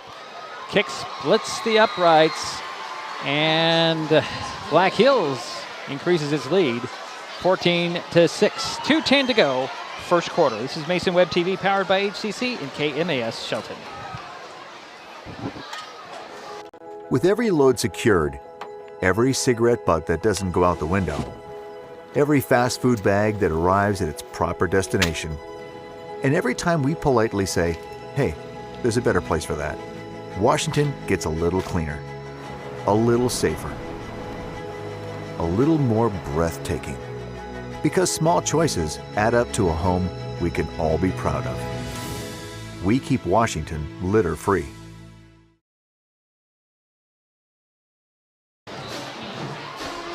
.210 to go here in the first quarter, and the Black Hills Wolves have extended their lead 14-6.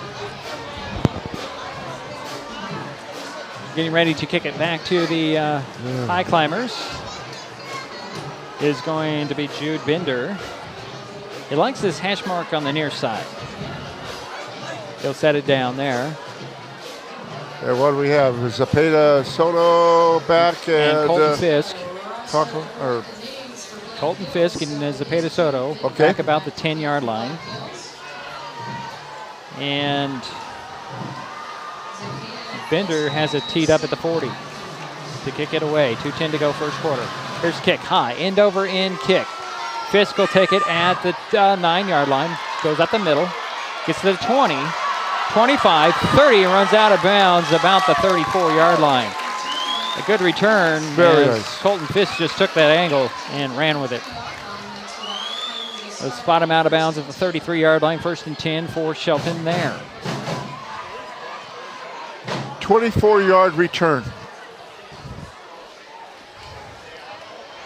2:03 to go here, first quarter. A nice kickoff. Shelton bring the offense off the sidelines. Gabe Conklin. Nichols Gooley in the backfield to stay with the ace package. Snap to Conklin. Conklin gets the outside, running to the 40-yard line before he's run out of bounds. Finding some running room around the right side. Just short of the 40, ran him out at the 39. 2nd down and 4. Yeah, gain of 6 on that play by Conklin. Spot the ball at the 39-yard line. Under 2 minutes remaining, first quarter. Clock is running. Oh, actually, the clock has stopped at 1:57. Terry made it out of bounds. Same formation. Another snap and then a handoff. And here is Fisk trying to find some running room up the middle. Nowhere to go. So the snap went to Conklin. Conklin took a step and then handed off to Fisk. And Colton got back to the line of scrimmage, it looks like. No gain, 3rd down. Minute 35 to go, first quarter. Again, Black Hills 14, Shelton 6. Highclimbers have the ball on their own 39-yard line. Conklin again out of the shotgun. What they call the ace package, one receiver, the far side. Actually a direct snap to Nichols Gooley. Handoff to go to Colton Fisk. Fisk breaks the tackle and fights for the 49. Fisk was stopped and the tackler lost a grip and he squirted ahead for the first down at the 49. 1:14 to go here in the first quarter. Clock continues to run. Shelton at their own 49-yard line with a 1st and 10. Here's a snap to Conklin. Tries to run up the middle, got back to the line of scrimmage, tried to break a tackle, pushed back, and then gets back. Maybe he got a yard, guys. Yeah. Depends on whether they're going to spot it. They're not going to. They're going to give him no gain. Okay. And the referee on the far side gave him a forward progress of 1 yard. The referee on the near side said no, and they spot it back at the 49. 2nd and 10.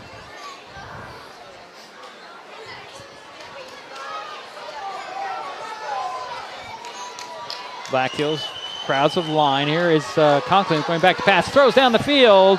And intended for Brotherton. Yep. Yeah. Incomplete, but there's a flag on the play. Yes, I got it, Jerry. Thank you. Huh? All right. Okay, so it's going to be a pass interference call on Black Hills. That should give the Highclimbers first down. What would you call it? Yeah, okay. I'm waiting for the official. The official to actually give you a pass interference on Black Hills. Should be 15 yards in the first down. Should put the ball at the 36-yard line, excuse me. Got to do the math right. I'll leave that stuff to Jerry. I'm not good at it anymore. Well, it says 15 yards from the line of scrimmage. That should put it at the 36. I'm not sure what the referee's looking at. So the ball is at the 36-yard line of Black Hills. 23 seconds remains here in the first quarter. You called it. Good. I'm doing simple math, guys. I don't know what they're doing out there. You did a good job. You got it. 23 seconds remain in the first quarter. Clock is stopped. 14-6 Black Hills with the lead. Shelton with the ball. 1st and 10 in Black Hills Wolves territory. Time for one play? Depends. Staying with the ace package. Cepeda Soto, the wideout. Handoff will actually go to Fisk. Fisk has some running room. Gets to the outside. Gets to the 20, 15, 10, 5. Inside the 5. About the 3-yard line before he's run out of bounds. I'm going to say that's Colton Fisk. I could be wrong. Nope, that's Cody Brotherton. Number 5 on the carry instead. 33-yard carry by Cody. Yeah, ball inside the 5 at the 3. 1st and goal for Shelton. 14 seconds remains. And he got out of bounds to stop the clock. Going to stay with that ace package. A fake and inside direct snap to one of the big men is Hunter Left trying to fight for the end zone. He came up just a little short. That was a very strange play, guys.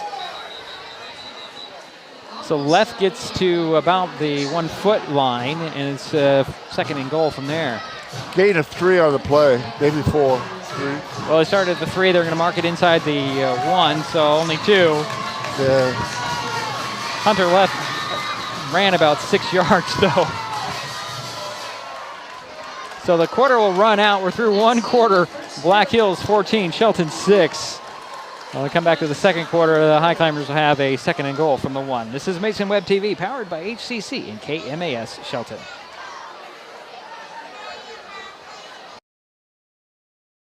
Mason County is a very special place. When you're looking for sound real estate advice, pick the team that has called Mason County home for 5 generations. The Conklin team at Windermere Real Estate is always thrilled to help you buy or sell real estate in our area. Whether it is Hood Canal, Harstein Island, Matlock, Tahuya, South Puget Sound, or Shelton, the Conklin team at Windermere Real Estate has the experience you can trust. Remember, when it comes to real estate, nothing compares to local knowledge. Waiting for the start of the second quarter.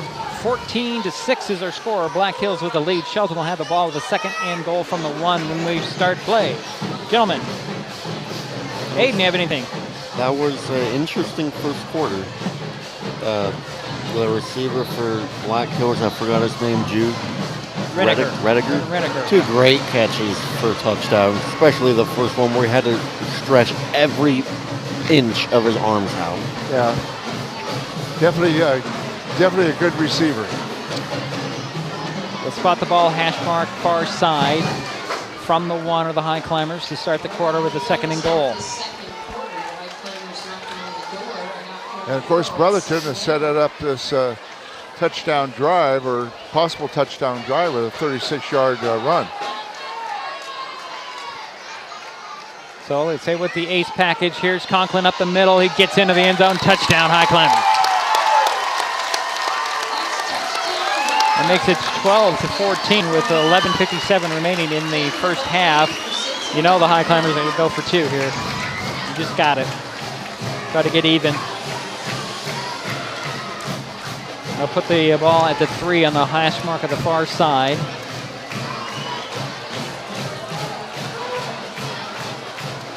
Zepeda Soto will come wide to this near side. Henry will come into the slot on the near side. They're going to move the ball to the center of the field, it looks like.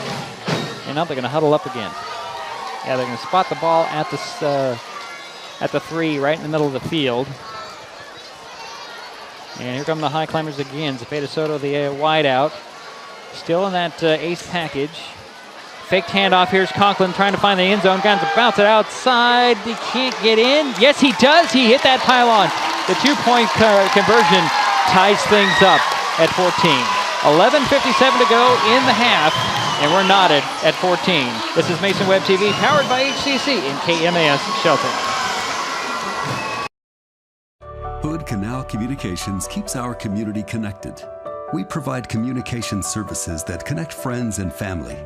We're connecting with our neighbors through support of local causes and events.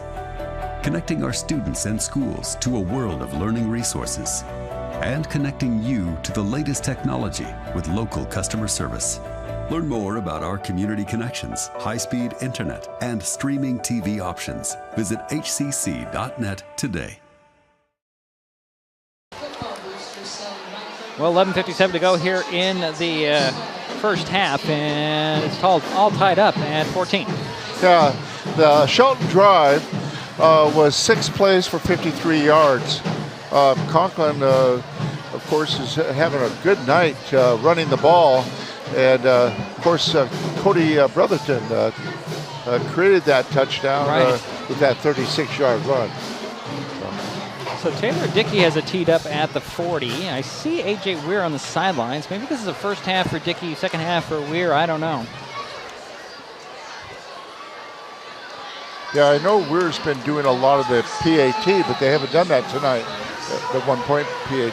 Here's the run up on the kickoff by Dickey. He'll keep it on the ground. This one will skip its way inside the 20 and then pushed out of bounds by number 11. That is Delaney, and that is a penalty. You can't just push it out of bounds, can you? Yeah, that's a flag there. Went out of bounds. I'm not going to weigh that flag up. But he did shove it out of bounds. So I believe the Wolves should get it at that spot, right? Looks like they're on their own 18-yard line to start. Well, there would be a penalty added on to that. That was about a 40-yard kickoff. Then what do we have, a 5-yard penalty on that? Well, I don't know. They waved off the flag, but the flag remains, and now the refereeing crew, they're going to pick up that flag. Okay. So I guess it's illegal to just knock it out of bounds. Well, it's pretty hard to decide whether he did it intentionally or not. He did. Well, yeah, you and I agree with that, yes. They'll spot the ball back at the 16-yard line. 1st and 10 for the Wolves there. Tie ball game at 14. 3 seconds into the second quarter. Beck will go out of the pistol. Fake the handoff and the throw to the outside. It's complete out there. And I believe this is going to be Andre Alexander, I believe. Oh, I might be wrong. There's a guy down. Actually, that was Bearcat Lester with the completion, and he is not getting up for some reason, Jerry. And Aiden, he does get up. He's got to go out. Ball is across the 20 to 21. So that should be second down in, 5? Number 12 with the reception there, Jerry. Yes, and they got that. Okay. Looks like about a 5-yard reception. Be 2nd and 5 from the 22. Go the Wolves. 11:25 to go here in the first half. 14-14 is our score. Beck out of the pistol. Back to pass. Throws one on the outside. Incomplete. Intended for Camden Bonds. And it's incomplete. 3rd and 5. Clock stopped with 11:19 remaining in the half.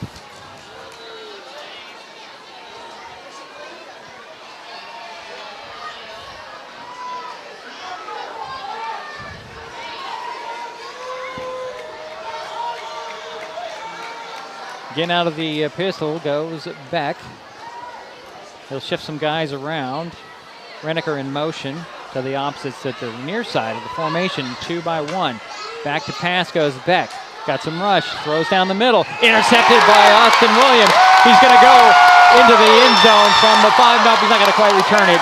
He returned it to about the 5-yard line, but a good interception and return by Austin Williams. 17-yard return. Second turnover for Black Hills. Gives the Highclimbers the ball at the 3-yard line, 2-yard line, first and goal. 11:08 to go in the first half. 14-14 is our score. Highclimbers taking their time from the sideline, getting their last minute instructions for the head out. Try to give themselves a lead again. We're going to stay with the ace package. Cepeda Soto, the wide out, about 5 yards off the rest of the line. A snap to Conklin. Conklin jumps for the end zone, thrown to the back of the end zone, knocked away at the last second. I believe that's Bonds with a big hand there, intended for Henry. Incomplete. It's second and goal from the 2. Good defense. Looked like that Henry would have a nice little catch over his head, but nope. Bonds said, nope, not in my house, I guess. And Bennett's a big target. He is a big target. Second and goal from the 2. Go the Highclimbers. Snap to Conklin. Conklin trying to find the end zone. He extends his body in. Did he get in? No signal yet. They're going to say he's down at the 1. Yeah, Third his knee. and goal. Yeah, his knee. Oh, he extended his body. They're going to put it down right at the penalty box marker there, guys.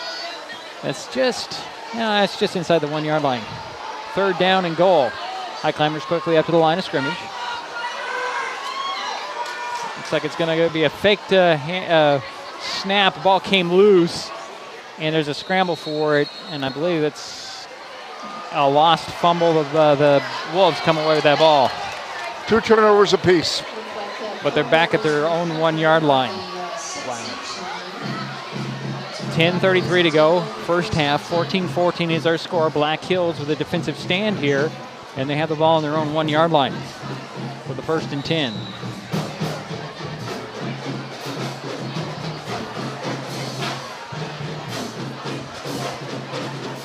Here comes Beck with the play from the sidelines. 5th possession by Black Hills. Beck will spread him out a little bit. He's got 2 receivers to the near side, 1 to the far side, 2 backs in the backfield with him out of the shotgun. Handed off to Weller. Weller breaks out to the 5-yard line. Actually, no, that's going to be Hodge with the carry.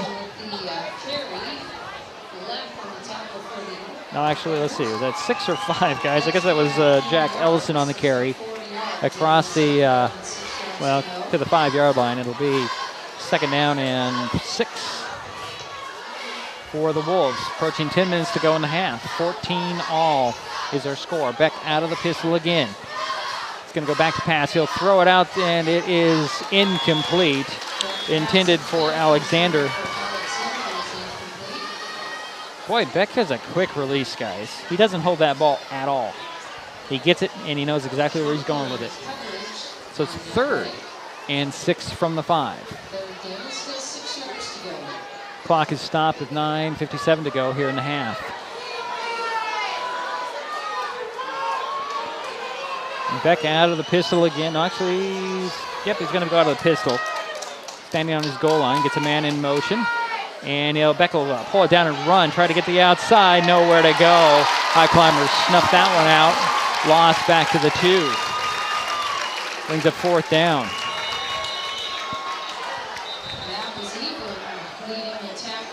Now Brad Evelyn with the tackle there. And looks like Jackson Beck is slow to get up. 9:36 to go here in the half. 14-14 is our score. 4th down and 9 from the 2 for the Black Hills Wolves. This is not what you want to see if you're a Black Hills fan at all.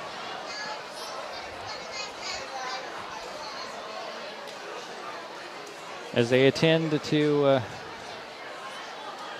Jackson Beck. Anything to add here, guys? Well, it's unfortunate that Shelton did fumble for their second turnover, especially when they had the ball, what, on the 2-yard line, 1-yard line? Yeah. Yeah, but each team has 2 turnovers, and it's been a big factor. Yeah, they're going to send everybody off to the sidelines here. So let's step aside. This is Mason Web TV, powered by HCC and KMAS Shelton.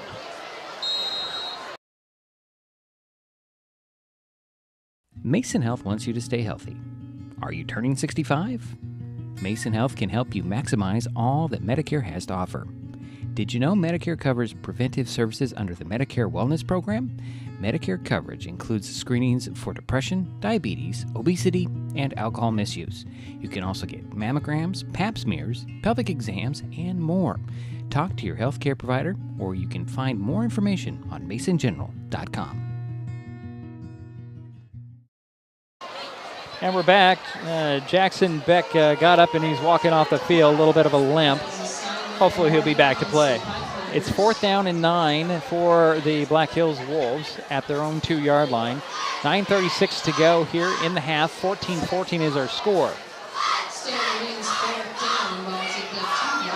Camden Bonds comes on to punt the ball away, standing at the back of his end zone. Is that Brotherton or Fisk back at the 35? Can't see. Yeah, because he's got his name never back to us. I think it's Fisk. Waiting for the snap. On target. Kick is off. Short kick that's going to go, well, out of bounds to the track. It's going to be out of bounds about the 15. They're going to make it out of bounds at the, that's not a good spot. You've got to be kidding me here. They'll put it out of bounds to 25. Yeah, that seems like a really bad spot. Because, I'm looking at the 15 and the ball came to the sidelines at about maybe the 18. Yeah, to me, it was probably maybe 17, 15. Yeah. It just did. Yes, that is a bad spot. Yeah, they were going to spot it at the 24. Yeah, that's where it hit out of bounds, about the 24. but way out of bounds. Yeah, and the thing is, I think Shelton did get a little hand on that too. It is possible. Highclimbers will get the ball on the 24-yard line of Black Hills. It's back to the regular offense with 2 receivers on each side, and Conklin out of the shotgun. Back to pass goes Gabe. He'll throw over the middle. It is incomplete, off the hands of Cordova. And 2nd and 10 from the 24. 9:26 to go, first half. 14-14 is our score. Highclimbers with the ball in Black Hills territory. Yeah, Shelton's got all their yardage so far on the ground. They're going back to the air this time. Cordova wide out on the near side, 2 to the far side.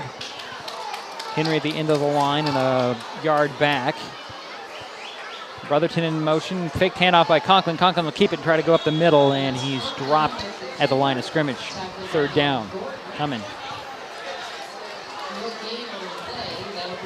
Yeah, you're correct, no gain.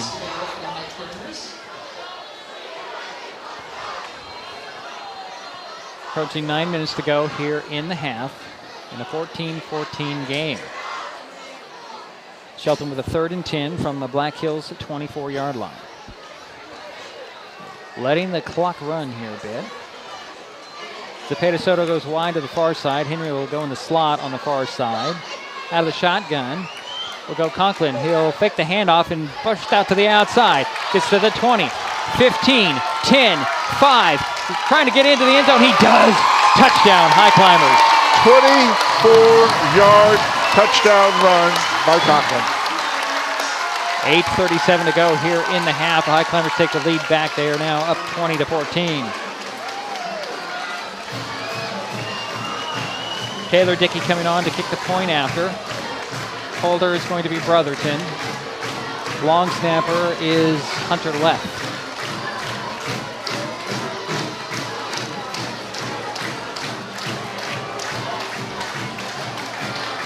Waiting for the snap here.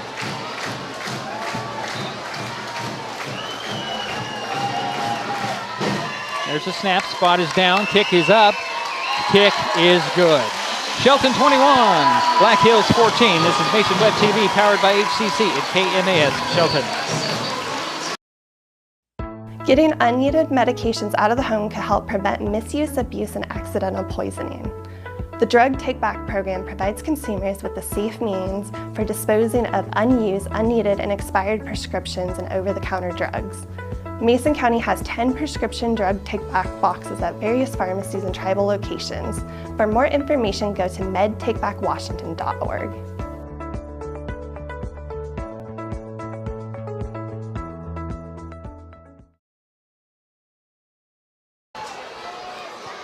.837 remaining here in the first half, and it's 21-14. Shelton takes the lead back. Are you ready to kick it back to Black Hills? Well, that was a quick drive. 3 plays for 25 yards, 24 of those by Gabe Conklin. And the touchdown run, okay. So Dickey was got it teed up at the center of the field at the 40. Black Hills is standing, the returners are standing about the 25, expecting another short kick, which Dickey has done all game. He looks up and down the line, waiting for the run up to kick the ball back to Black Hills. Here's the run up and the kick. This one's a little bit of a short kick, taken at the 25, and stepping out of bounds at the 31 is Jaden Zellini. 35-yard kickoff, about a 4-yard return. And the ball will be spotted at the 32-yard line. First and 10 for Black Hills on their own 32-yard line. Trailing by a touchdown with 8:34 to go here in the half. Let's see if Beck came out. I do not see Jackson Beck. James Morgan is going to run the offense for the Wolves here. He'll go out of the pistol, hand it off to Hodges. Hodges nowhere to go. Actually, that was Ellison with the carry and lost a yard. This 5 and 6 is throwing me off, guys.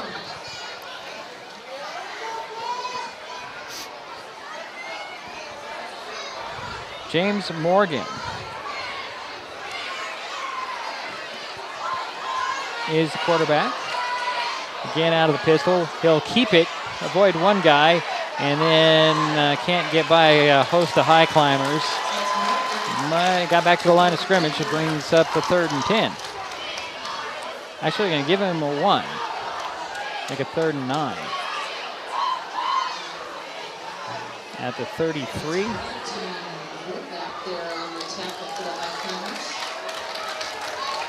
Give him 2 on that, guys. It's a 3rd and 8 for Black Hills. 7:39 to go in the half. 21-14. Shelton with the lead. Black Hills with the ball.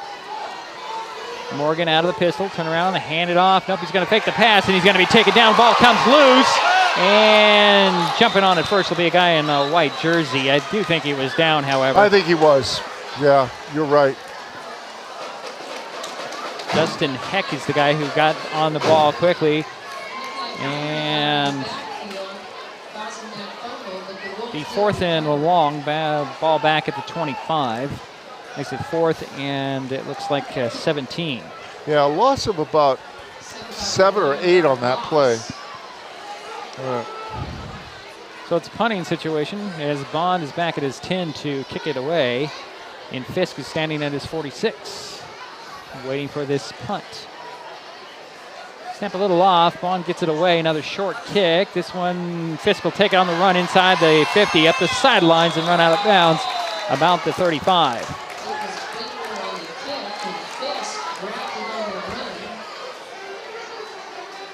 I kind of like seeing Colton Fisk grab something on the run. Means he gets into full speed by the time he catches the ball. They'll mark him out of bounds at the 37-yard line, 1st and 10. About a 13-yard return. About a 24-yard punt. Yeah, I agree with you. He gets that momentum going. Out of the shotgun goes. Actually, it's a direct snap to the big man. And Nichols Gooley straight up the middle, jumps over a guy inside the 35 to the 33. It's like a 6-yard pickup? 5. 5, yeah. 1, 2, 3, 4. Yeah. Maybe 4. 5. Well, they'll spot it at the 33. So that is a 4-yard pickup. It'll be 2nd down and 6. Same formation, one receiver just on the seam. And another handoff is a handoff again, actually, to Fisk. Fisk trying to find some running room. He'll dive inside the 35, back to the line of scrimmage, possibly. Yeah, the Wolves had that pretty well diagnosed. Nichols Gooley is getting the snaps and then handing off. They're actually going to call it a loss of 1 back at the 34. So it's 3rd down and 7. Highclimbers break the huddle. Zepeda Soto goes wide to the hash mark on the far side. Ball spotted at the hash mark on the near side. Again out of the shotgun goes to Conklin. Conklin fakes the handoff. He's pushed back.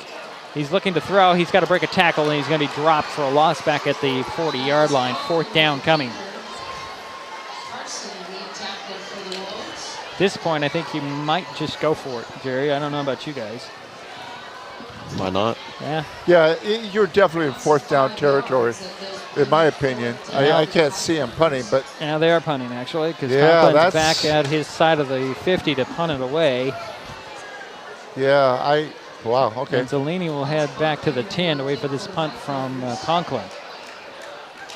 4:45 to go in the half. There's the snap. Conklin up. Actually, we're going to have stoppage of play. I think somebody must have called a timeout. Or is there a flag? Now it's going to be a false start on the Highclimbers. So that'll march him back 5. Well, that definitely now puts him in a punting situation. It gives Zellini a little more room to work, as Yeah. Conklin will be kicking from his about his 40, and Zellini standing inside his 15. On his 4th down, here's the snap. Conklin looks over the field, and then there's a little line drive kick that'll hit at the 15 and go inside the 5, and it was slowed up at the 1, but rolls into the end zone, and it'll be a touchback. Definitely took a shot and roll, 45-yard punt by Gabe Conklin. Right idea. Yeah, right idea. The coverage nearly got to it and pinned him deep, but didn't quite get there. Nice try. So Black Hills will start out on their own 20 with 4:33 to go here in the half, trailing 21-14. James Morgan still out there at quarterback for the Wolves. He'll go out of the pistol with the back beside him and the back behind him, turn around, hand it off. And this is Ellison up the middle for a couple of yards.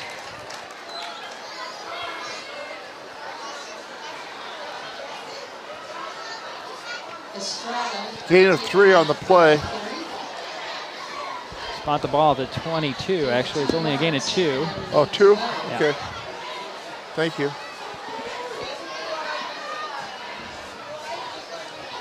Morgan again out of the pistol. Turn around and hand it up. And losing his footing is going to be Ellison. He'll stumble back to the line of scrimmage, and no gain. 3rd down and 8.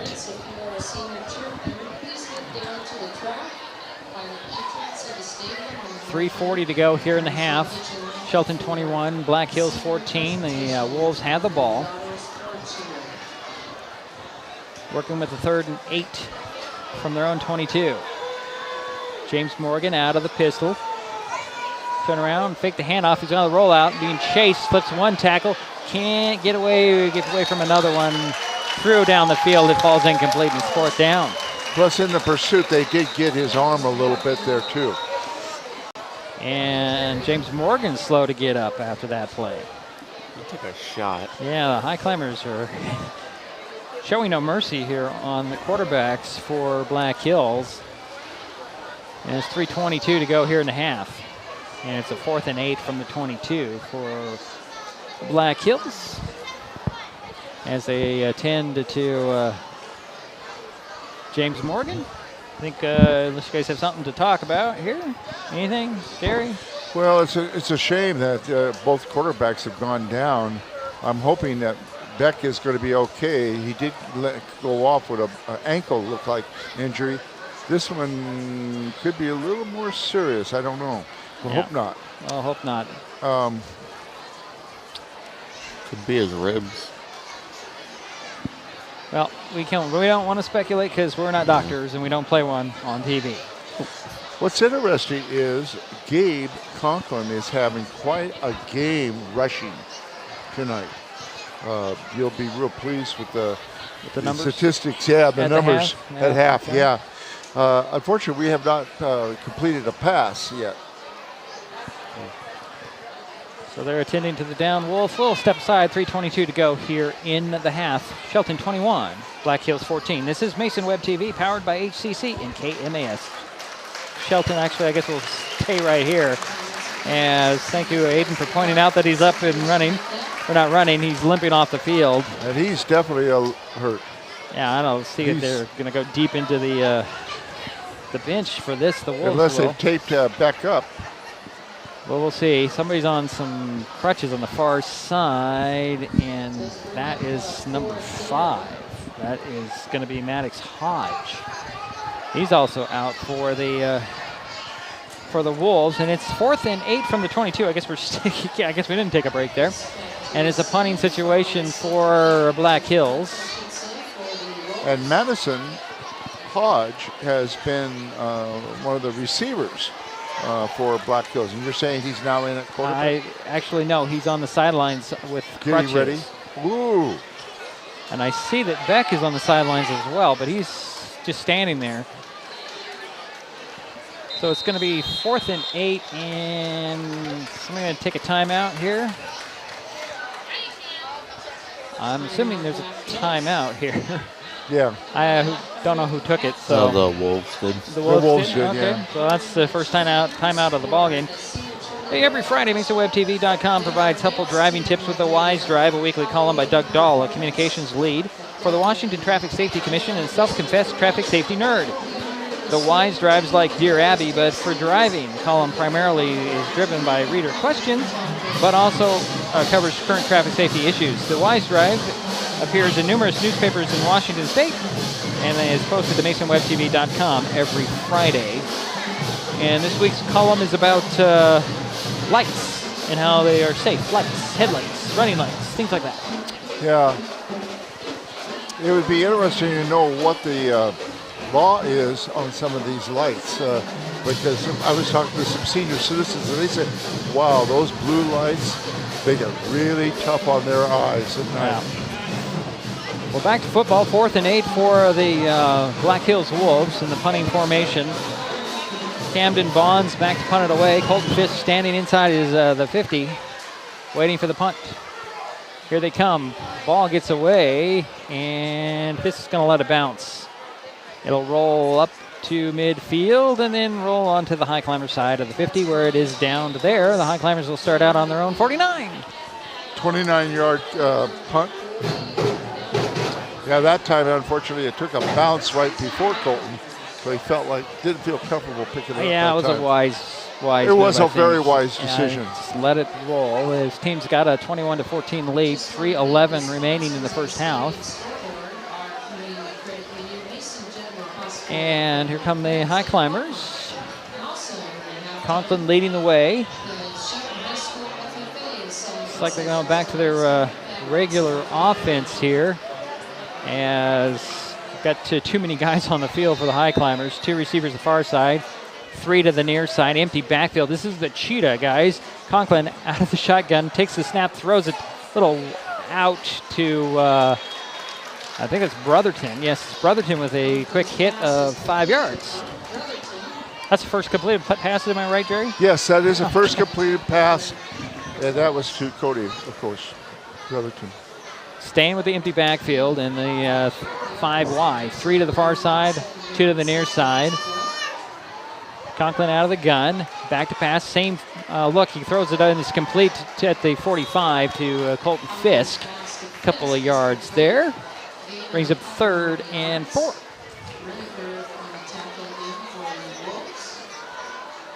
Clock is running, 2:25 to go here in the half. Shelton 21, Black Hills 14. High Climbers with the ball in the Black Hills territory at the 44. Wolves show blitz, picked up well. Conklin's going to roll out and tuck it under and run up the sideline, step out of bounds inside the 40 near the 35. That's a first down run, stopping the clock at 2:10. A 9-yard carry by Conklin.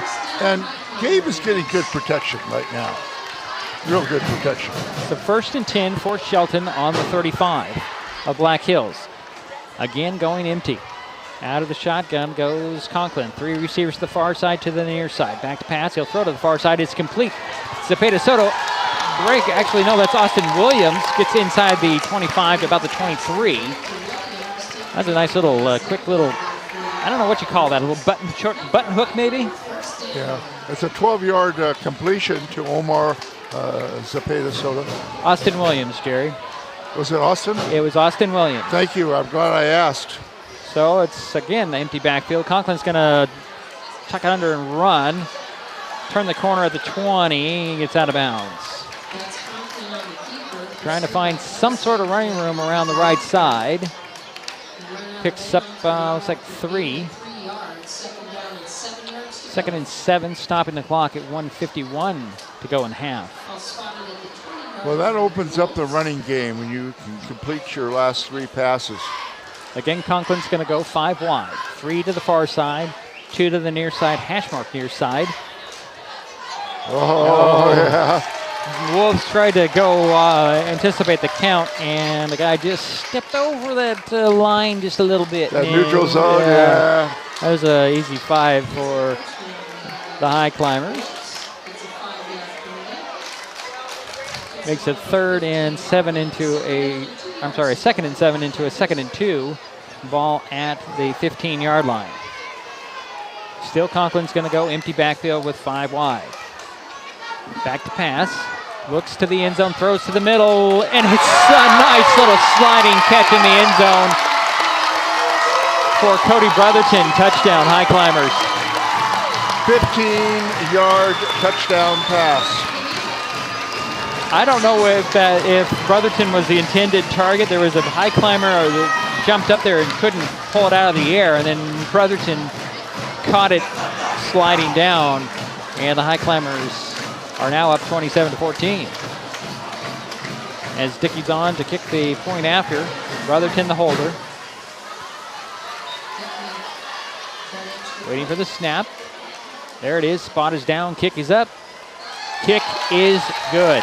Make it 28-14, 1:46 to go in the half. This is Mason Web TV, powered by HCC and KMAS Shelton.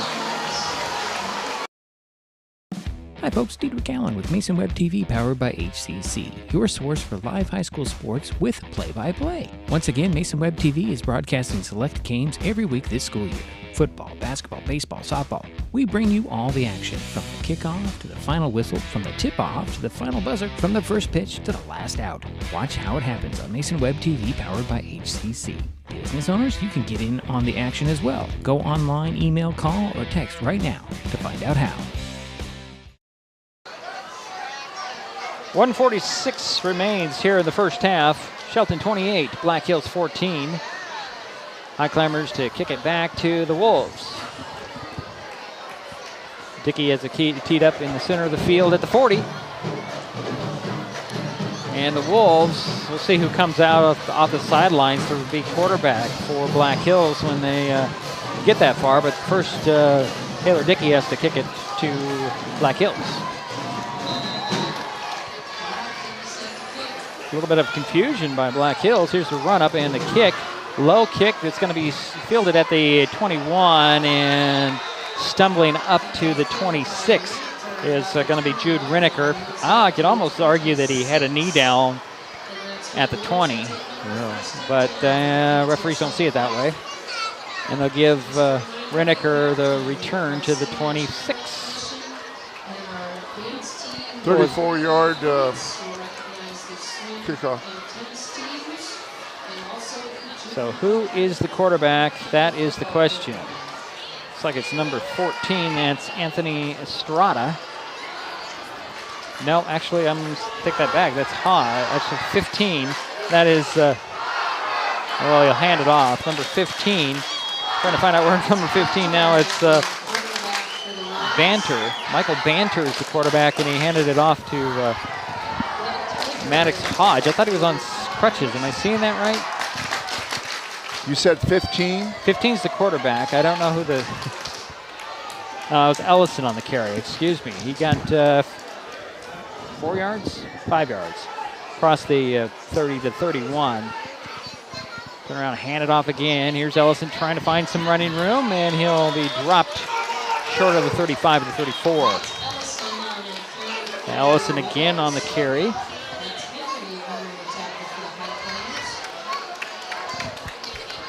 Moved up 3rd and short. Gain of 3 on the play. Timeout by the Wolves. If you're enjoying this broadcast, please give us a like on your favorite social media. You can follow us on Facebook and Twitter with the handle @MasonWebTV. You can use that handle to find us on YouTube and Twitch. Consider subscribing to Mason Web TV's YouTube channel and hit the bell to be notified the next time we upload a video or go live like we are tonight. 59 seconds remain in the half. Shelton 28, Black Hills 14. The Wolves have a 3rd and 2 from the 34. Coming out of the timeout. Going through quarterbacks is Michael Banter is the quarterback now, the 3rd guy being used by the Wolves. He'll go out of the pistol. He's got 2 receivers to the far side, one to the near side, and a back behind him, beside him. And a false start is going to be called as somebody flinched. And that's a false start. It was going to be Dustin Heck on the carry, but marching back 5 and make it 3rd down. And 7 from the 29. 57 seconds remain here in the half. Again, Shelton 28, Black Hills 14. Banter again out of the pistol. 2 receivers on the short side of the field. That's the near side. One to the far side. Turn around, hand it off. And here goes Hodges. Hodges had a full head of steam, lost his footing at the 30, and fell forward to the 34. And he'll come up short of the first down by 3 yards. Ball spotted at the 33, and it's 4th down for Black Hills. 34 seconds and running on the halftime or the first half clock. I think the Wolves are going to go here, or at least run the clock down. Yeah, it looks like they're going to let it run down. Yeah, run it down, probably take their final timeout here. Leave no time for the Highclimbers to do anything. They'll stop the clock with the timeout with 10 seconds remaining. Aiden, you've been pretty quiet here in the late 2nd quarter. Any thoughts? It's a very rushing-filled game we're having. Rushing, not Russian. I said rushing. I don't know what I said. That's all right. Jerry, what do you got over there? Well, the Climbers, of course, have scored the last 3 touchdowns. And they've got the momentum. And going into the second half, I think that's going to really help the Highclimbers. So that's the key there, I think, is the momentum to 3. It was 14-7 in favor of Black Hills, and now we've got a 28-14 score in favor of Shelton. So they ran the clock down to 7 seconds. I saw it at 10. They must have took it down 3 more. It's 4th and 3 for Black Hills on their own 33-yard line. They're going to go for it here, or they're going to punt. Well, let's see. Hodges is back there. Nope, they're going to go for it. Yeah, that'll be the last play of the quarter. And Banter's back to pass. He's going to backpedal and then take a knee at the 20. And that will just run out the half. So we're through a half. Shelton 28, Black Hills 14. Wait a minute, hold on a second. We're not going anywhere. It's not the end of the half. They can say put 2 seconds on the clock. So the Highclimbers are going to get another shot at this. And they'll have the ball at the 21. Interesting. Smart play there that the coaching staff recognized to call the timeout. just after Banter took the knee. I guess the lesson there would be don't backpedal, run forward. Try to run out the clock. So we do have a timeout here with 2 seconds remaining. The Highclimbers will have a shot at the end zone here. Coaching staff wants to draw up the right play here. It took a timeout. So this is interesting. This has been a very interesting, what's the right word I'm looking for? Procedural game, maybe? A lot of action. Yeah. A lot of things have happened. It seems like it's been a long half. Even though it has, Jerry. Even though most of the rushing game, mostly been a ground game for both teams. Well, it's 8:23. We started at 7 o'clock. That's pretty long. Yes, it is a long half. Well, the Highclimbers have a 1st and 10 from the Black Hills 21-yard line with 2 seconds to go in the half. They're leading 28-14. Conklin back to pass. He's going to send everybody out. He's going to run to the far side. The clock goes to triple zeros. He's going to backpedal, looking to throw. Still trying to find somebody. He's going to, still looking. He's going to throw for the end zone and out of the back of the end zone. Incomplete. Colton Fisk was the guy who tried to catch it, and just out of his grasp, and that's the way the half will end. So we head to halftime now. Shelton still leads 28-14. This is Mason Web TV, powered by HCC and KMAS Shelton.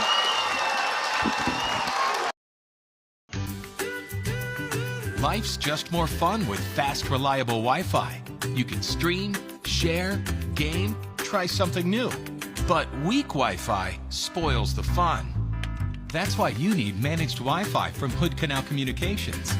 The right equipment, professionally installed in all the right places, keeps your Wi-Fi powered party streaming strong. Call or visit Hood Canal online to upgrade your Wi-Fi today. An important safety reminder from Mason PUD3. Please never touch a downed power line. If a power line falls on your vehicle, stay inside and call 911. Tell others to stay back. Wait for emergency personnel. Never touch anyone or anything in contact with a downed power line. Always stay at least 100 feet away. Never use an object to move a downed wire. Don't remove trees or limbs near a downed line. Electricity travels through ground, trees, branches, and more. It's not safe. If you see a downed line, call PUD3 at 360-426-8255. Hood Canal Communications keeps our community connected. We provide communication services that connect friends and family. We're connecting with our neighbors through support of local causes and events. Connecting our students and schools to a world of learning resources.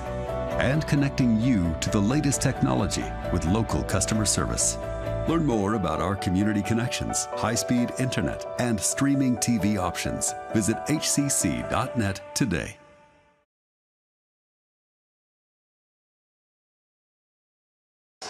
Well, it's halftime here at Jack Stark Field, Highclimber Stadium. Shelton 28, Black Hills 14. I'm trying to get my scoreboard up.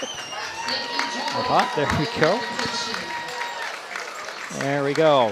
I'm ready. He's all ready for his statistics. Just hold off on that as the senior cheerleaders are being recognized here tonight. We're not going to get to that because I put away the microphone for that purpose, and I wanted to check in with Aiden here and his thoughts on the first half. The special teams for Shelton was on fire like early in the game. The opening onside-er, big tackles on special teams caused fumble or the muff of some sort. Forgot what it was. Yeah. It was on the first one or something. Right. And then the passing and receiving could be a little bit better for Shelton. They'll fix that. And then the rushing has been everything they could have wanted. That's helped them get 28 points. All right, well, thank you, Aiden. Jerry, let's get into your statistics here for the first half. Well, I certainly agree with Austin on the rushing there for Shelton. Black Hills, let's start with them. They had 3 first downs. They went through, they're on the third quarterback now, and I'm hoping they both are going to be okay. 5 for 12 in the passing game. 5 completions for 59 yards. On the ground, they had 12 carries for 14 yards. If you add the 14 yards on the ground and the 59 yards in the air, they had a total of 73 yards total. They had 2 turnovers, 1 interception by Austin Williams, and a fumble recorded by Zapata de Soto. The Wolves had 6 penalties for 45 yards. That's basically it for Tumwater. Their leading carrier was number 6, Ellison. He had 10 carries for 20 yards. For Shelton had 8 first downs. Gabe Conklin was 4 for 9. And you're right, Austin. The passing Aiden. Sorry, Aiden. Got the A part right. Guess I'm getting old. But you are right, Aiden. Gabe completed 4 passes in a row there. That really opened it up too. And you're gonna see a lot of that. I think those short passes in the second half. So 4 for 9, and his leading receiver was Cody Brotherton. 2 completed passes for 20 yards. Colton Fisk caught a pass for 2 yards, and Austin Williams. There's where I got the Austin. Okay, now you got to come up with some kind of excuse. Caught a pass for 12 yards. So remember, 34 yards in passing for Gabe Conklin. Here is what you also emphasize, 128 yards rushing. So if you add the 34 and the 128, they have 162 yards total compared to Black Hills' 73. The leading ball carrier for the Highclimbers, of course, was the quarterback, Gabe Conklin. He had 12 carries for 73 yards. He had a carry of 24 yards for a touchdown. The second leading ball carrier was Cody Brotherton, and he had 1 carry for 36 yards. Colton Fisk had 3 carries for 5 yards, and Gooley had 5 carries for 16 yards. Now, Shelton also had 2 turnovers, 2 fumbles by the Highclimbers. And the return game was pretty good. Colton Fisk had a good night so far. He returned 1 for 15 yards, 1 for 24 yards, and 1 for 12 yards. And Shelton pretty well eliminated that bad snaps. They had that 1 bad snap at the beginning of the game. Right. And after that, it's been pretty good. So they're adjusting there. Shelton had 5 penalties for 50 yards.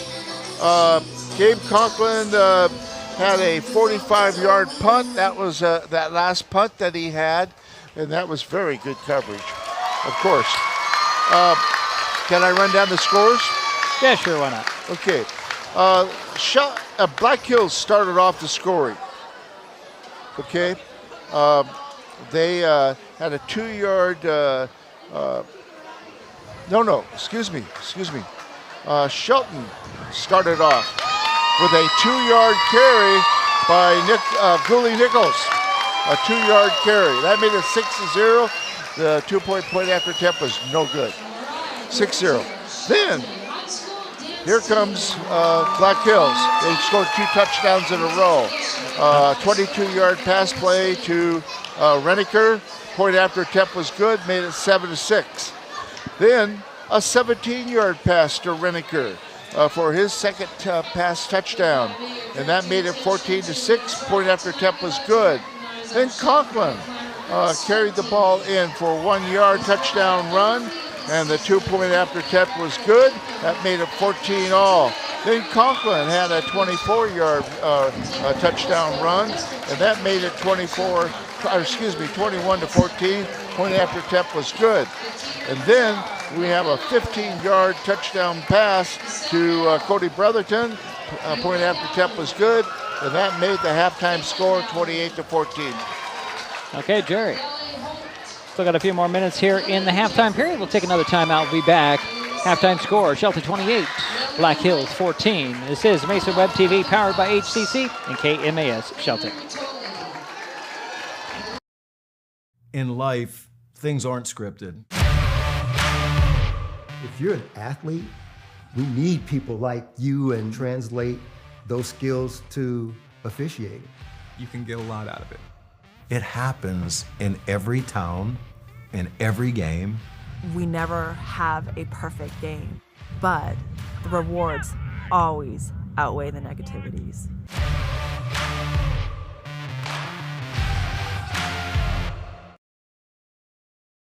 The first rule of storage is keep out of reach of children. Ease of access is the #1 reason youth misuse recreational or prescription drugs. Store your medication, vape, edibles, or cannabis products in their original child-proof bottles with original labels if possible. Keep them locked up. Store your medicine, tobacco, or cannabis products in a locked cabinet, locked drawer, or in a bag like this with a lock. For more information, visit locksavelives.org or call Mason County Public Health at 360-427-9670, extension 400. Life's just more fun with fast, reliable Wi-Fi. You can stream, share, game, try something new. But weak Wi-Fi spoils the fun. That's why you need managed Wi-Fi from Hood Canal Communications. The right equipment, professionally installed in all the right places, keeps your Wi-Fi powered party streaming strong. Call or visit Hood Canal online to upgrade your Wi-Fi today. An important safety reminder from Mason PUD3. Please never touch a downed power line. If a power line falls on your vehicle, stay inside and call 911. Tell others to stay back, wait for emergency personnel. Never touch anyone or anything in contact with a downed power line. Always stay at least 100 feet away. Never use an object to move a downed wire. Don't remove trees or limbs near a downed line. Electricity travels through ground, trees, branches, and more. It's not safe. If you see a downed line, call PUD3 at 360-426-8255. The living room. It's a great place to watch TV. Just like your backyard, break time at the office, or waiting for your ride. Now you can watch TV everywhere. Stream your favorite shows or live TV from many channels in your cable package on any computer, tablet, or smartphone. It's all included in Hood Canal Communications TV service for no extra cost. Sign up to watch TV everywhere today. Call or visit Hood Canal Communications online to learn more. And we're back here at Jack Stark Field. Halftime score, Shelton 28, Black Hills 14. Turning on my scoreboard here. Gentlemen, what can we expect in the second half? Well, it's unfortunate. Black Hills is down to their third quarterback. Probably young, I'm not sure, probably a sophomore. But the thing is, it looked like they are not willing to pass that much now. They were passing a lot in the first quarter. Right. But I suppose when you get down to 28 to 14, maybe in the fourth quarter, you're going to have to see that third quarterback pass the ball. But I think they're going to try to establish a running game in the third quarter. Well, they're not just down the two quarterbacks, they're also down running back. Because I saw one of the running backs, let's see, it was Maddox Hodge on crutches. So that's not a good sign for Black Hills either, that they've lost one of their running backs, their key running backs, as well as their first two quarterbacks. And yes, you're right, Michael Banter is a sophomore. Yeah, so that's good experience for him. Right. Great experience for him. But I don't think they're going to develop a lot of pass plays to start with. I think they're going to try to establish that run game with Ellison. Well, they've been trying. Yeah, and then, Shelton was down 4 or 5 key players, a couple maybe for the whole season.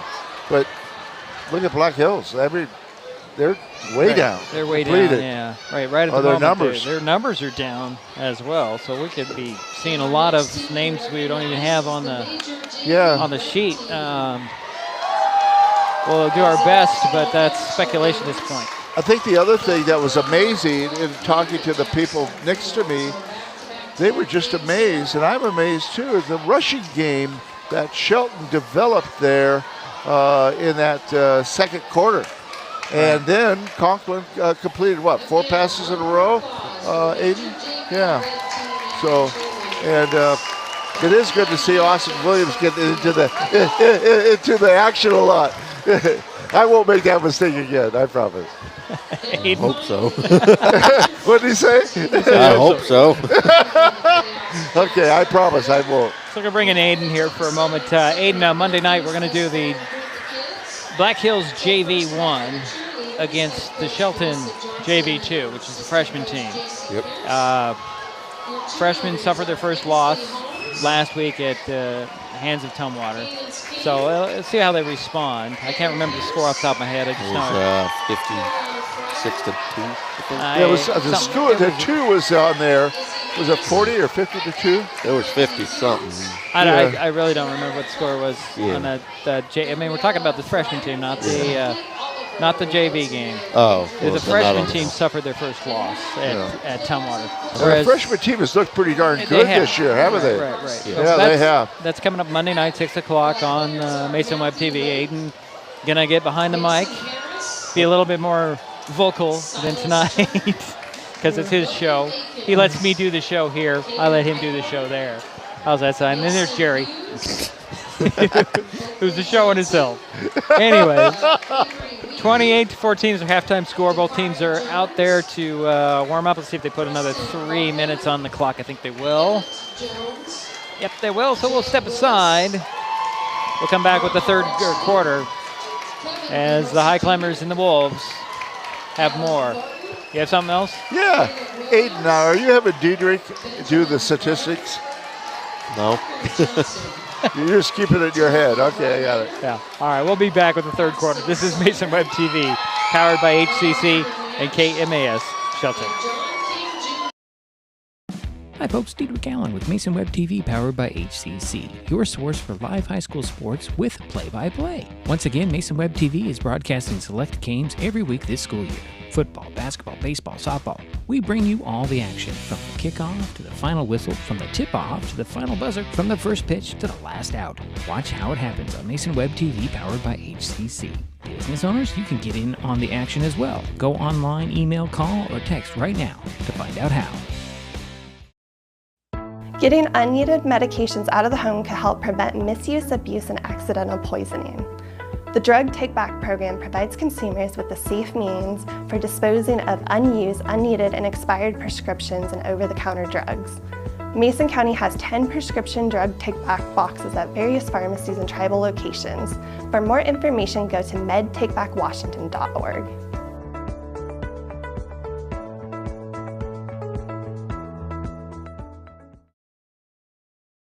With all the question marks and uncertainty that surrounds today's real estate market, it is nice to know that there is a local team that has the experience with all types of markets to ensure you make a sound decision, whether selling or buying. The Conklin team at Windermere Real Estate has been a staple in the Mason County community for over 40 years. Feel free to reach out to Jeff, Andy, Chrissy, or Laura with any real estate questions that you may have. When it comes to real estate, nothing compares to local knowledge. Hood Canal Communications keeps our community connected. We provide communication services that connect friends and family. We're connecting with our neighbors through support of local causes and events, connecting our students and schools to a world of learning resources, and connecting you to the latest technology with local customer service. Learn more about our community connections, high-speed internet, and streaming TV options. Visit hcc.net today. Well, we're waiting for the start of the third quarter, 28-14. Shelton with the lead, and the Highclimbers will start the third quarter with the ball. They're just letting the clock wind down. I'm going to have to sometime wander over there and change the battery on that clock over there, but not right now. It's still going. Well, the big question is who's going to start as quarterback for Black Hills here in the third quarter? Yeah, that is the question. I would imagine it's going to stay with Bannister. Yeah. Banter. But we're going to have to wait for at least one series. Yes. Or at least the kickoff. Let's see if the Wolves will come out with some sort of inspiration here as we're waiting for them to take the field. Well, Shelton had a great second quarter. Second quarter. They got the first 4 minutes of that middle 8. Let's see if they can continue that in the third quarter. So, Jude Binder has it teed up at the 40 and the hash mark on the far side, as the Wolves will be kicking right to left.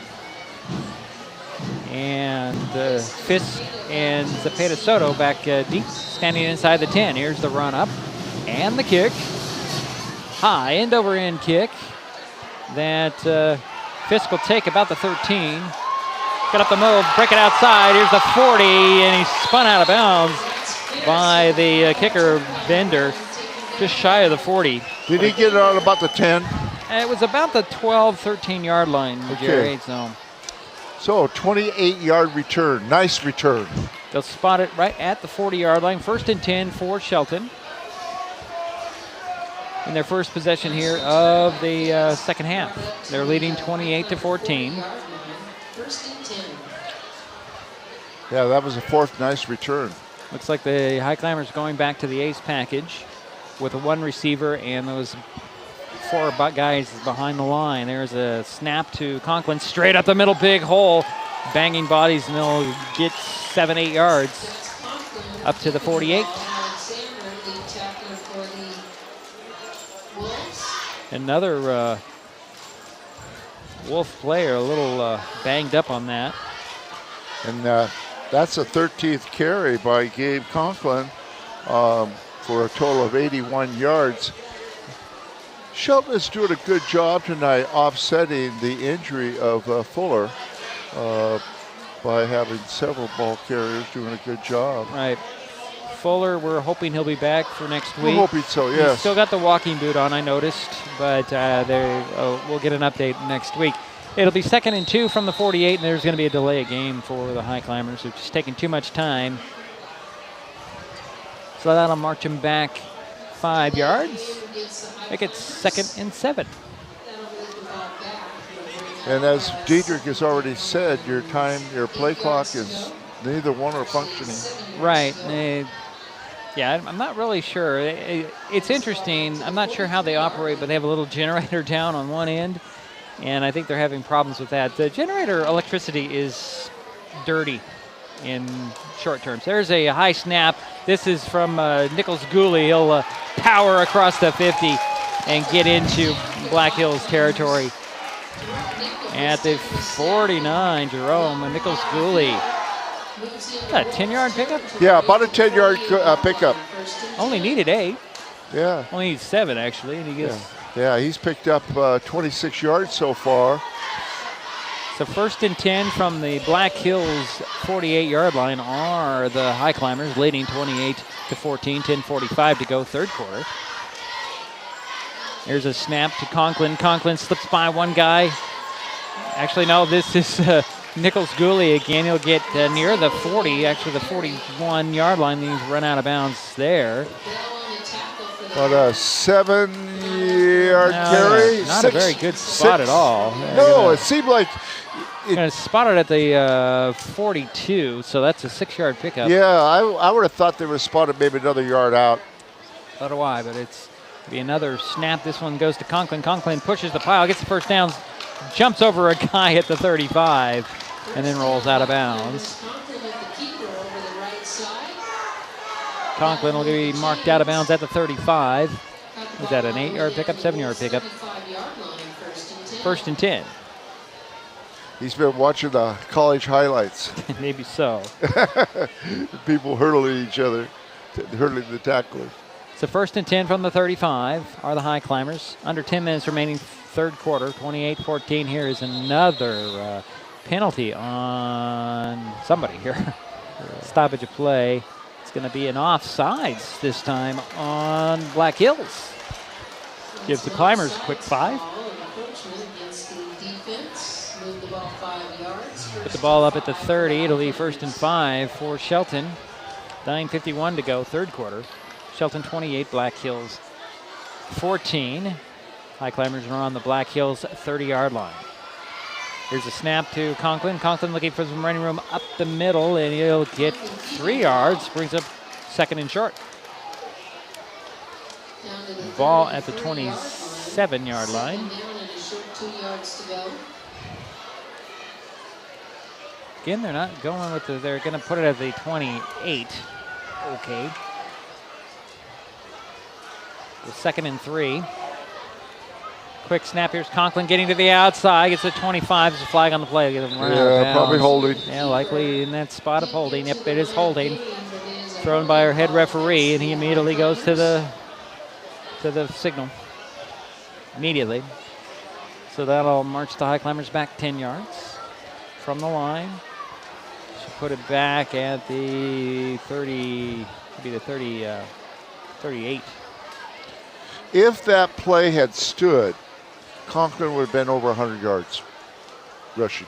So it's 2nd down and 13 from the 38 for the Highclimbers. 9:20 to go, third quarter. Shelton leads Black Hills 28-14.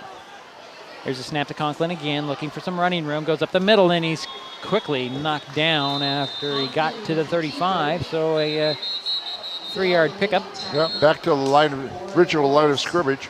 And we have yet another Black Hills player down. Yeah, they've already got numerous injuries. It's unfortunate. 9:02 to go here in the third quarter. Yeah. And they are going to attend to the downed Wolves player. Taking his helmet off, so we'll step aside. This is Mason Web TV, powered by HCC and KMAS Shelton. The first rule of storage is keep out of reach of children. Ease of access is the #1 reason youth misuse recreational or prescription drugs. Store your medication, vape, edibles, or cannabis products in their original child-proof bottles with original labels if possible. Keep them locked up. Store your medicine, tobacco, or cannabis products in a locked cabinet, locked drawer, or in a bag like this with a lock. For more information, visit locksavelives.org or call Mason County Public Health at 360-427-9670, extension 400. Life's just more fun with fast, reliable Wi-Fi. You can stream, share, game, try something new. But weak Wi-Fi spoils the fun. That's why you need managed Wi-Fi from Hood Canal Communications. The right equipment, professionally installed in all the right places, keeps your Wi-Fi powered party streaming strong. Call or visit Hood Canal online to upgrade your Wi-Fi today. An important safety reminder from Mason PUD 3. Please never touch a downed power line. If a power line falls on your vehicle, stay inside and call 911. Tell others to stay back, wait for emergency personnel. Never touch anyone or anything in contact with a downed power line. Always stay at least 100 feet away. Never use an object to move a downed wire. Don't remove trees or limbs near a downed line. Electricity travels through ground, trees, branches, and more. It's not safe. If you see a downed line, call PUD 3 at 360-426-8255. Well, we're back here. The downed Wolf player is Caden Zellini. Yeah, he's a wide receiver. Helped off the field, but the Highclimbers have a 3rd and 11 from the 36-yard line to resume play. Here's Conklin back to pass. He'll throw up the sideline, sliding down with a catch. Is going to be Bennett Henry for the first down. Just outside the 20 to the 23-yard line is where he slid down. Got some nice catches on the slide. So it's 1st and 10 now for the Highclimbers quickly up to the line of That scrimmage. was a 12-yard pass play. It's a hand, actually, there's Conklin with a run again up the middle. And maybe 2 to the 21. Depends on whether they're going to spot him. Well, I think Shelton is just now wearing down Black Hills. You can just tell. 2nd and 9, actually, from the 22 are the Highclimbers. 8:20 to go here in the third quarter. This is the opening drive here in the third quarter. There's Conklin. Actually, this is Nichols Gooley with the carry. Breaks one tackle, runs into a couple of bodies. Still on his feet, gets to the 20-yard line. Hard running there for a couple of yards. So brings up 3rd down and Gain of 7. about 3 on the play, or 2, 3. Yeah, it looks like a hard-fought 2, Jerry. Yeah. It's, Boy, he runs hard, and he is strong. He indicates that on defense, too. Yeah, he can't. I mean, that's got to be a hard guy to bring down either way. Yeah. So 3rd down and 7 from the 20 are the Highclimbers. 7:30 to go here in the third quarter. Actually, this is a handoff to Colton Fisk, and Fisk is swallowed up. The snap went to Jerome Loss Nichols of 2 on the play. Gooley, and he handed it off to Fisk, and a loss back at the 24-yard line. Almost looked like a missed play on that. That's what they've been doing a lot of. It's a direct snap to the big man, and he hands it off. Might be a reason why there have been a couple of fumbles on that exchange, because, you know, Nichols Gooley, he's not a quarterback. But it's 4th down and 11. The Climbers are going to go for it. Conklin is back to pass, backpedaling, throws for the end zone. Zepeda Soto can't get to the ball, incomplete. It falls. Colton Fisk also in the area, and it'll go over on downs to Black Hills. From Conklin to Zepeda. So the Wolves will take over 1st down. I'm looking at the Black Hills sidelines. It's pretty thin over there. Yeah, it sure does, unfortunately. So Michael Banter is the quarterback for Black Hills as they take over on downs at the 24-yard line, 1st and 10. 6:46 to go here, third quarter. Shelton 28, Black Hills 14.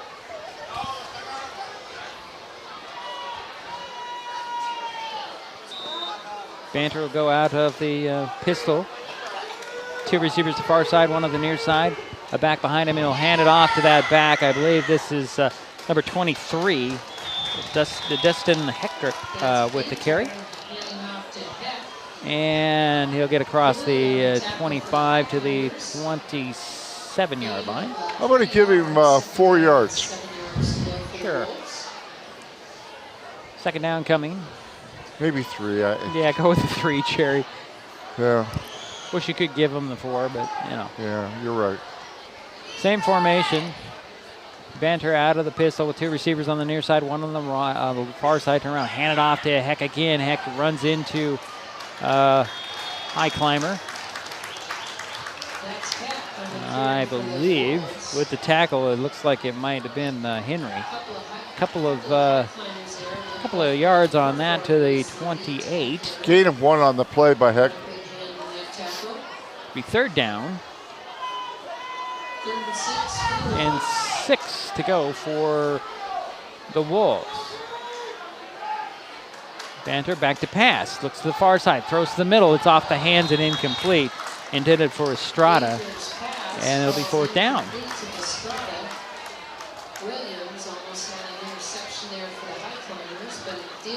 So another punt for Black Hills. And number 7 is back. Yeah, Fisk is going to go back, stand about his midfield or so.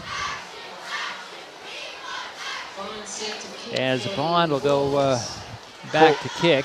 Yeah, Colton's has some nice returns tonight. 28 yards, 24 yards. He's going to stand at his 42, waiting for this kick from Bond. 5:34 to go here in the third quarter. Shelton 28, Black Hills 14. High snap on, brings it down, kicks it off. It's a line drive kick. Will hit at the 40 and roll all the way up to and across midfield.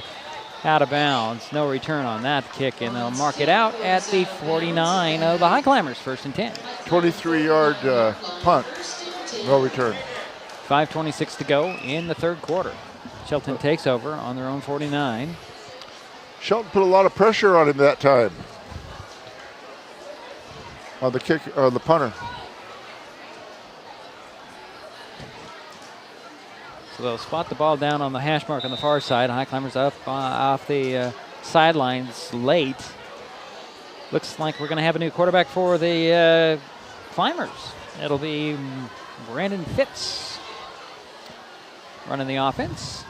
Take the snap and tuck it under and run up the middle and hit the 50 and driven back. So a 1-yard pickup there for Phipps, who we saw a lot of Monday. Did okay, didn't he? Well, yeah, and you know, he did a nice job when he came into the game against Tumwater. He did on did. Last Friday. He did. He had some nice carries. So 2nd and 9 from midfield are the Highclimbers. 5 minutes to go here, third quarter. Shelton 28, Black Hills 14. That's still our score. Clock is running. Some younger players getting some time on the field. Phipps out of the shotgun, still in the ace package. He'll get the snap, hand it off to Fisk.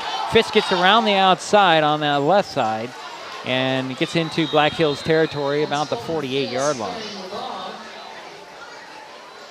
See where they mark their progress, forward progress. Well, it's very, this refereeing crew is inconsistent, to say the least. Well, they're going to spot it at the 47. So that's a 3-yard pickup for Fisk.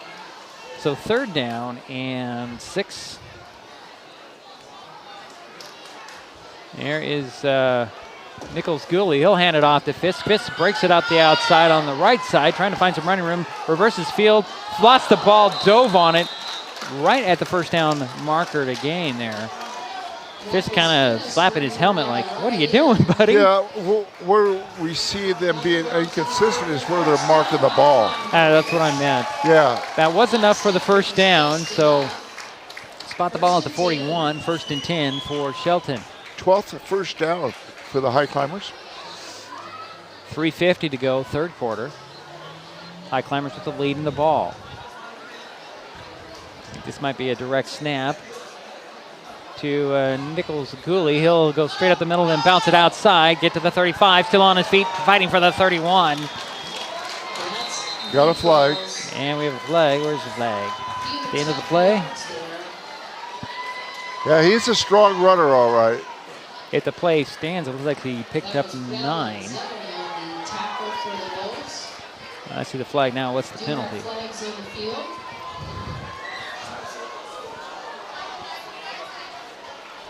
Oh, it's a hold on the Highclimber, so that'll negate that nice run by Nichols Gooley. Wow. That's too bad.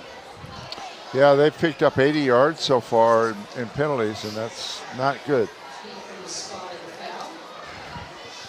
The mark it back from the spot of the foul, so it should be 1st and 11. Okay. Yep, they'll spot it at the 40, should be the 42, I would think. Well, that's interesting. They'll spot it at the 39. So 1st down and 8. Back to the ace package. And Jerome Nichols Gooley with a carry up the middle. Falls ahead for a couple of yards, maybe 1, maybe not anything, depending on where they spot the ball. Looked like he got more than what they're giving him. No gain. So 2nd and 8.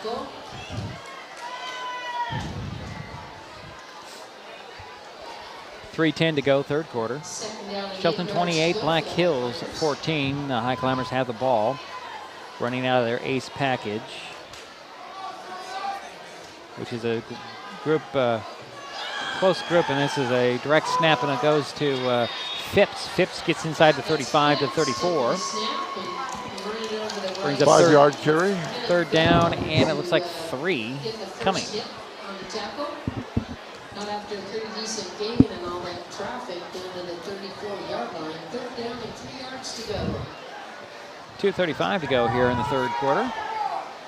3rd down and 3 for Shelton on the 34 of Black Hills. There's Phipps with another snap and a run up the middle. He'll get the first down to the 30-yard line. So it's just kind of grind it out, run the clock. Yeah. That's really what we're seeing here. So 1st and 10 for Shelton at the 30-yard line. 31's where they'll spot it. Clock continues to run, 2:10 to go here, 3rd quarter. Shelton with a lead, 28-14. These games are must-win for the Highclimbers to stay in the hunt for a postseason berth.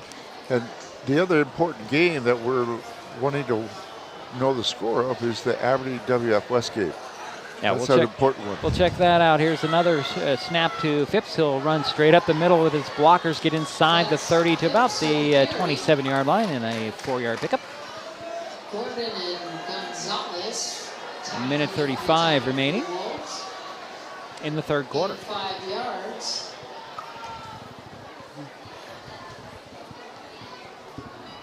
Call it 2nd down and 5. Ball at the 27-yard line. So that should be 2nd down and 6 if I'm doing the math right. Getting that ace package and a bad snap, and falling on the ball is going to be Black Hills. That ball just popped out of the hands of Jerome Nichols-Gooley. And Black Hills gets a 3rd turnover. Black Hills gets possession at their own 35, 1st and 10. Yeah, unfortunately, Diedrich, that's the 3rd turnover of 3 fumbles by the Highclimbers. Stops the clock with 1:07 to go, 3rd quarter. Black Hills will take over.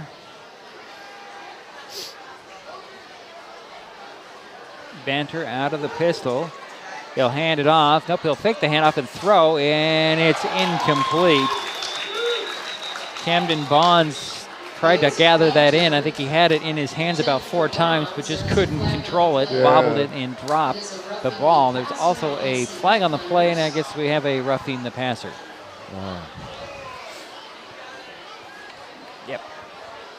So that's a personal foul, and to give the Wolves the first down up at the 50. That's a costly one. Well, they all are, but. That 15-yard penalty. So that what gives them 95 yards in penalties? Yes, that's 95 yards in penalties. Something not good. Yeah, that was definitely costly. For 1st and 10 for Black Hills at midfield now. Banter back to pass. Going to dump it off, and it's nearly intercepted, and then there's another penalty that's going to be roughing the passer as well. Gabriel Gooley came busted in there.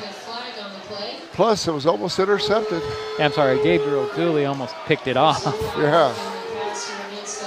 And there's another 15-yard penalty on Shelton, so that'll bring the ball all the way down to the 35. Oh, boy. It's a Highclimber 35. 50 seconds remain here in the 3rd quarter. Score, Shelton 28, Black Hills 14. The Wolves have the ball, and they're now in Highclimber territory at the 35 with 1st down.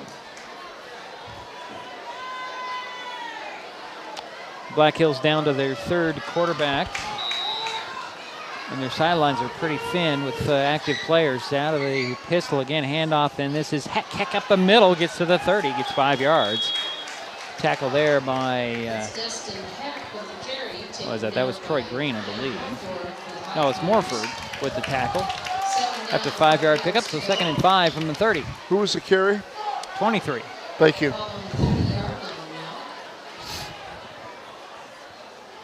25 seconds remain in the 3rd quarter now. Gain of 5 on that play, you said? Yep. 2nd and 5 from the 30.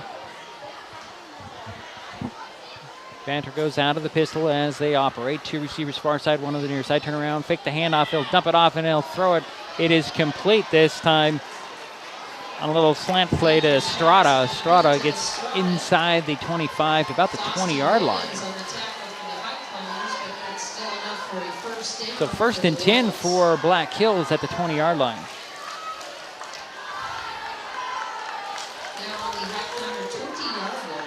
3 seconds. This should do it for the third quarter.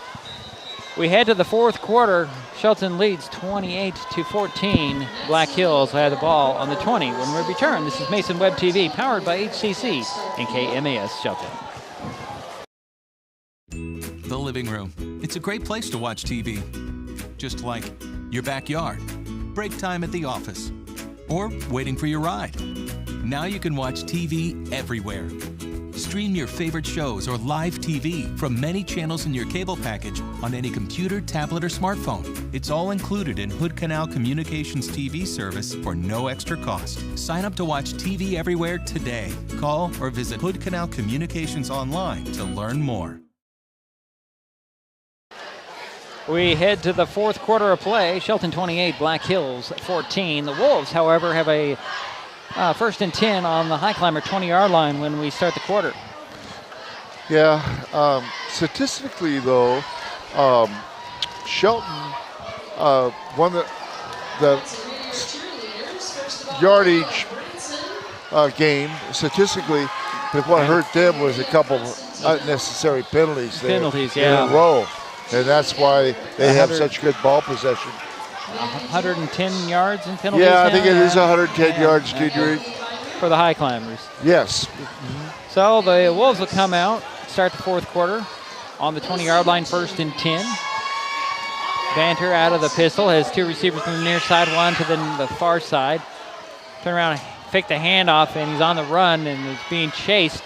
Still looking downfield, settles back, throws it up the sidelines. It kind of dribbled up the sidelines, and he took a hit as well. Yeah.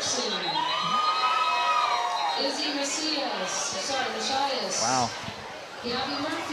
Yeah, he was hit there, but it wasn't unnecessary roughness or anything. Or was it, Jerry? Huh? Oh, an illegal man downfield. That was a penalty on the Wolves that time. I saw a flag, and I saw... I'm thinking, then he got hit again hard? Yeah. No. So they'll march the Wolves back 5 and be... that'd be second and 15? Or is it first and 15?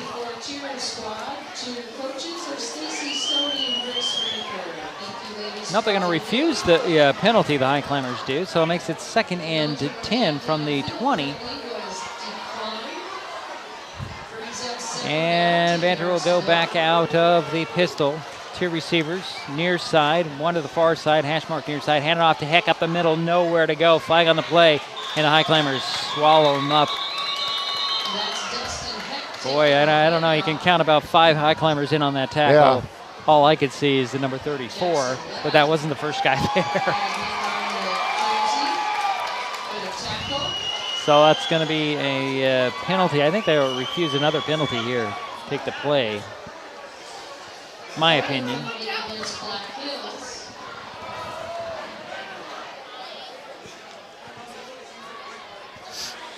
So they're going to refuse the holding penalty on Black Hills. That'll bring up third down and 11 from the 21. Yeah, you're pretty correct. You're probably correct when you mentioned Hunter left. Well, he was in there. I know there were at least two others with him. High snap, hand off to Heck again, swallowed up, nowhere to go. Gooley in there, Leth in there. Who else was in there? Loss of 3 on the play. That brings up fourth down. I'm trying to find out the third guy that was in on that play. Where is he? Well, the Highclimbers are starting to rise to the occasion after those 2 penalties that they had done. Boy, oh boy, they're gonna attempt a 43-yard field goal here. This will be interesting.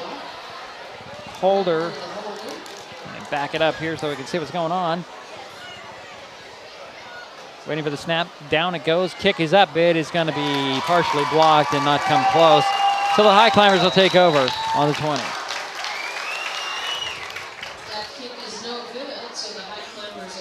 So 10:55 remains in the ball game, and the score remains 28-14 after the missed field goal.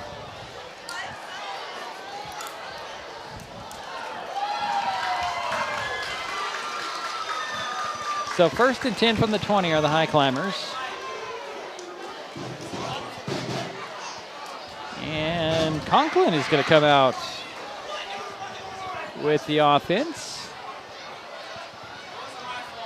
Let's go back in. Oh, they're going to spread things out a little bit. So you got 2 receivers to the near side, 1 to the far side. Conklin will go out of the pistol.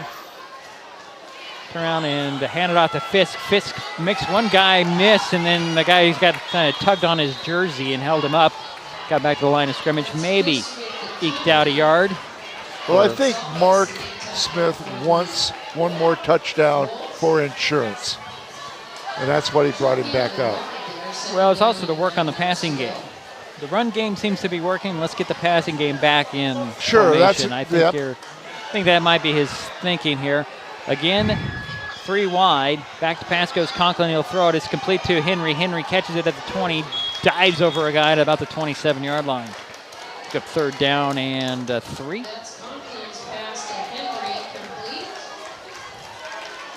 Oh, that's a poor spot. They're going to mark it at the 26. Yeah, 25. that seems like a poor really mark. Bad spot. That's why we're saying it's inconsistent. Very inconsistent. So it makes it 3rd down and 5, and then somebody jumped and a false start, so it makes it 3rd down and 10.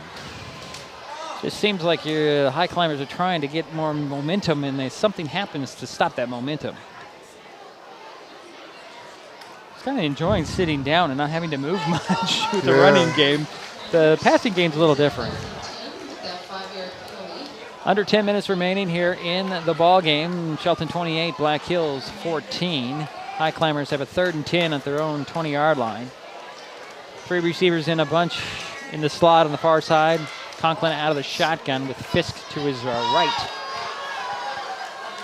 There's the snap. Back to pass goes Gabe. Looks over the middle. He's going to tuck it under. He's going to run. He's going to run up and get the 1st down. Still on his feet. Across the 30 to the 33, 34-yard line. Depending on where they spot him out of bounds. 34. Gain of 14. Yeah. Yep. Stop the clock at 9:31 to go. That's the 14th first down for Shelton. Black Hills has 7 first downs. Spread offense stays out there. It is Zepeda Soto, Brotherton, and I believe Henry from outside in on the far side. Out of the gun goes Conklin with Fisk in the backfield. Back to pass goes Gabe. He looks down the field. He's going to tuck it under. Nope, he's going to launch it down the field, and it's incomplete, intended for Brotherton. Good defense out there by Andre Alexander. Incomplete. Goes 2nd and 10 from the 34.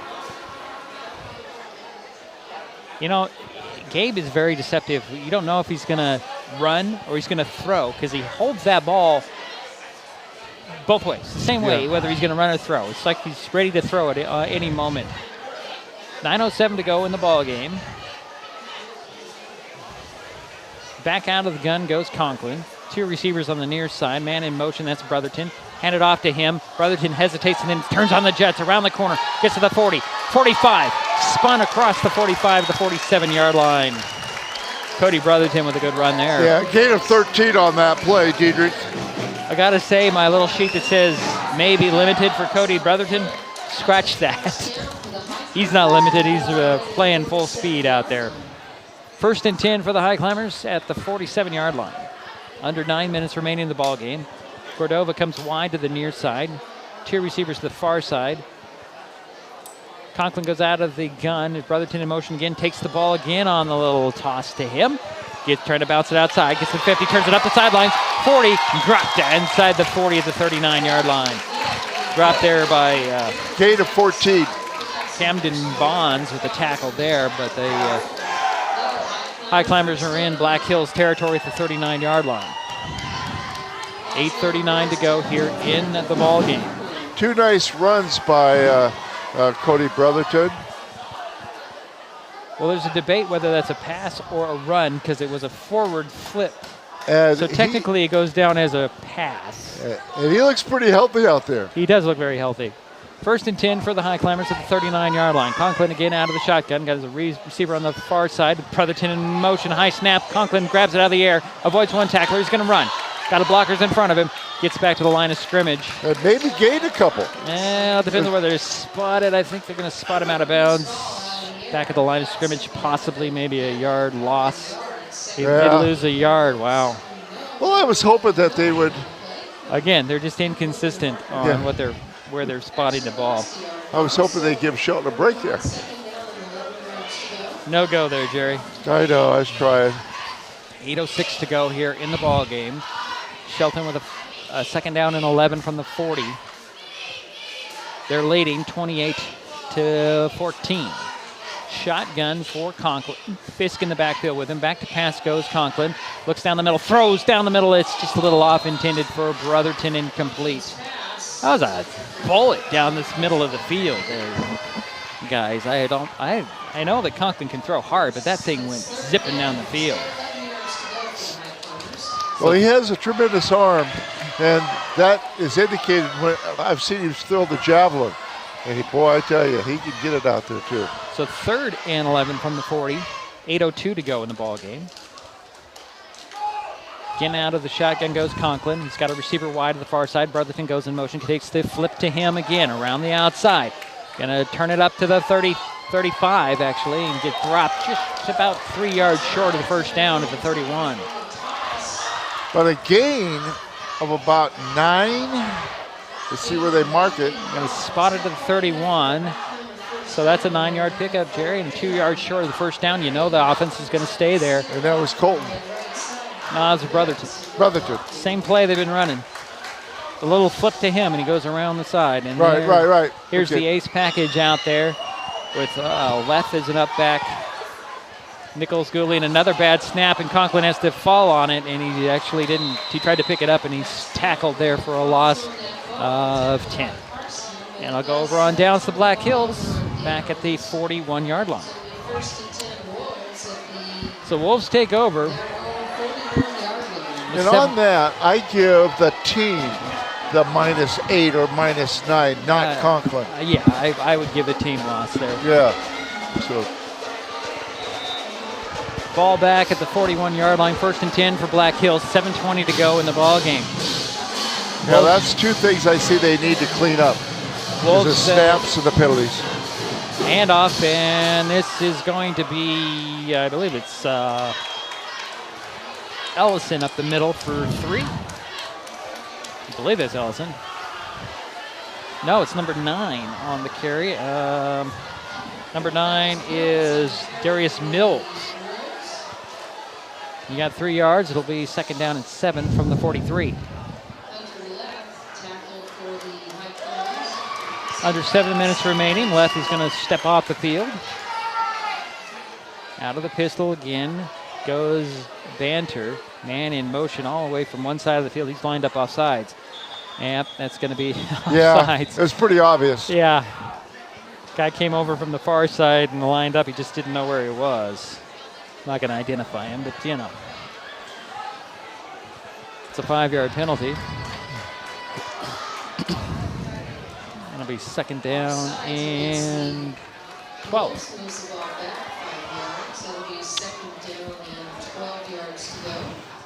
Ball will go back inside the 40 to the 39-yard line. 6:38 to go in the ball game. Shelton 28, Black Hills 14. The Wolves have the ball with a 2nd and 12. Banter hands it off, and oh boy, I think the ball might have came free on that. And Mills slipped at the exchange. Loss of 1 on that play. Loss of 1. Ball back at the 38. 3rd down coming for Black Hills. It's probably a passing situation. They're going to have to.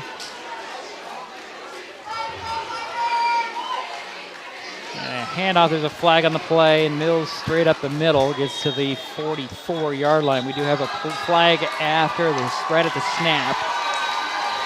We might have another offside situation. Yeah, it looks like it. Yep. We're waiting for the call here. It's a false start. So that'll march him back another 5. It'll be 3rd down and 18.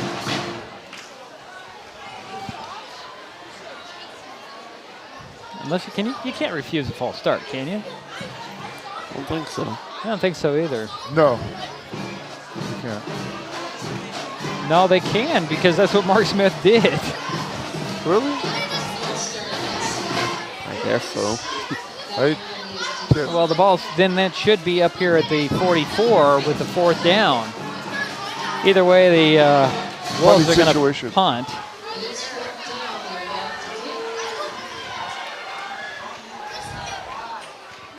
And there's the snap, and they're going to fake it.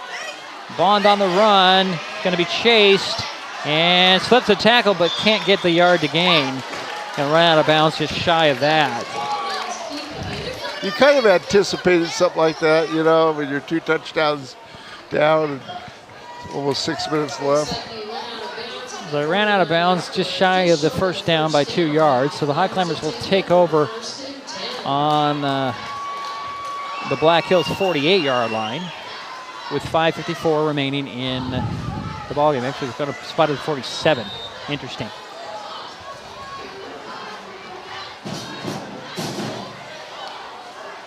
So Conklin and the receiving core is out there as they go 3 wide to the far side. Conklin will go out of the gun, back to pass, and he's going to roll out, looking downfield, throwing, and it is caught out there near the 1st down marker. I think that's Zepeda Soto. Yes, it is. No, actually, it's going to be short of the 1st down. They're going to spot him short of the 1st down. Yeah, 9-yard gain. That is his first reception of the ball game for Omar Zepeda. So 2nd and 1 from the 38.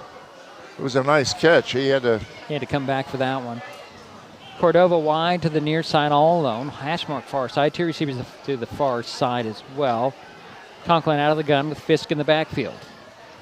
There's the snap, back to pass. Conklin chased out. He's going to launch it downfield, and it's just knocked away at the last second to Zepeda Soto. Conklin was pressured and threw it a little bit early and short. So it's 3rd and 1. I think Zepeda also was looking at the out-of-bounds line there, you know, trying to keep both feet in, you know. It's possible. So it's 3rd and 1 from the 38 for the Highclimbers. 2 receivers on the near side, 1 on the far side. Out of the pistol will go Conklin. Turn around, hand it off to Fisk. Fisk gets the 1st down. Runs inside the 35. Run out of bounds near the 31. Gain of about 7 on the play. And the spot him out of bounds at the 33, it looks like. Oh, okay. Jerry. Then it'd be less. So 6 yards. Yeah, 1st and 10 for Shelton. Conklin goes out of the pistol. Fisk the back behind him. Turn around, fake the handoff. He's on the rollout near side. He's going to backpedal, throw, set his feet. Got Omar Zepeda Soto sliding inside the 10.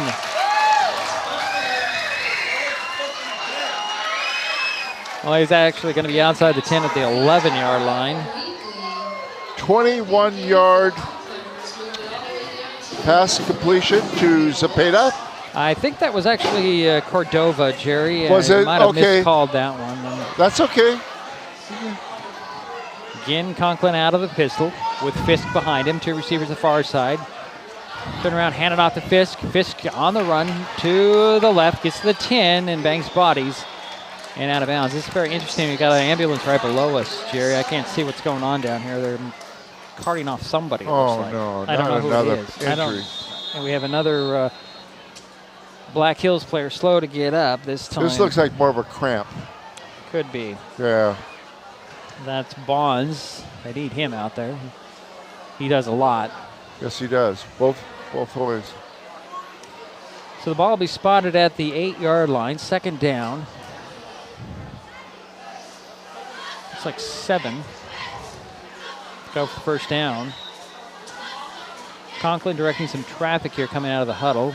Cordova wide to the near side. Hash mark near side. 2 receivers far side. Out of the shotgun goes Conklin. Back to pass. Looks to the corner. Throws. And that's a little miscommunication with Cordova. As Conklin was looking for him to turn. And Cordova was going long. If you can say it long. So 3rd and 7 from the 8.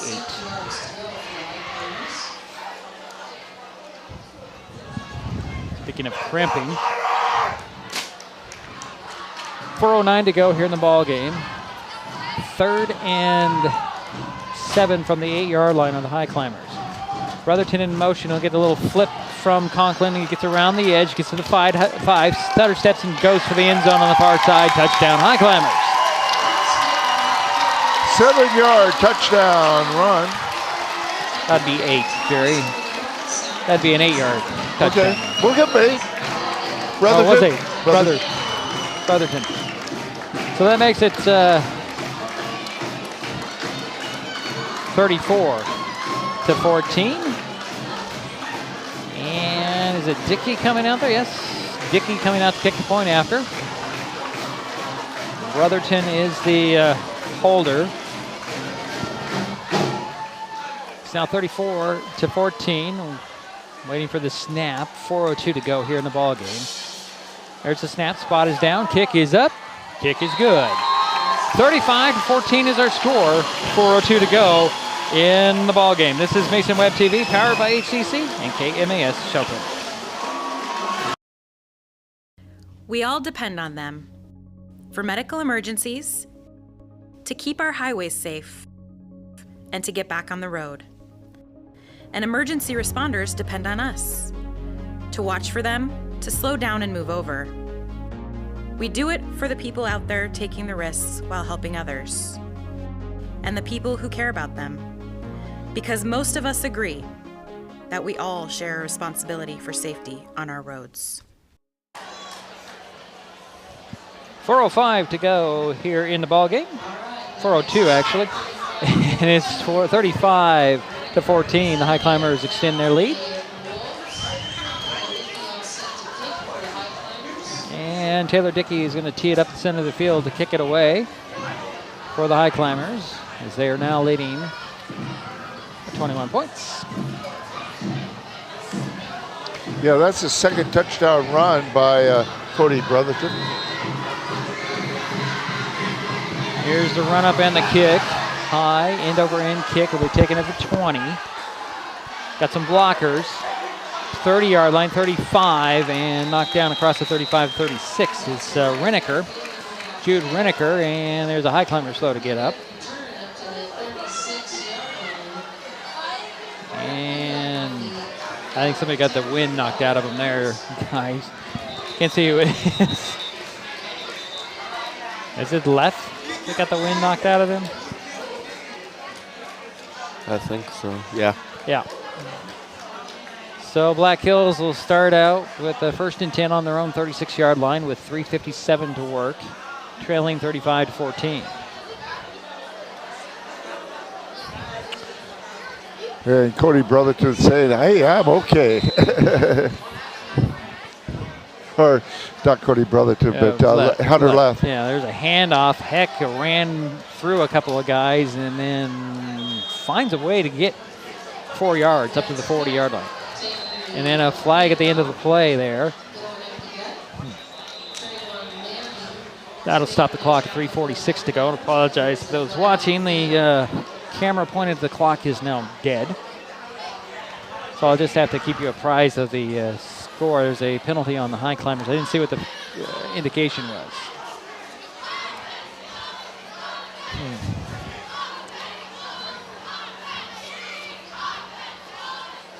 It's a personal foul on the Highclimbers. That'll give Black Hills 15 yards. Put it up into Highclimber territory. The ball is at the 45 of Shelton. So 1st and 10 from the 45-yard line are the Wolves from Black Hills. Here is handoff, and it's Heck getting around the outside to 40, 35, and spun down just shy of the 30-yard line. That's a good run. But number 23, Destin Heck.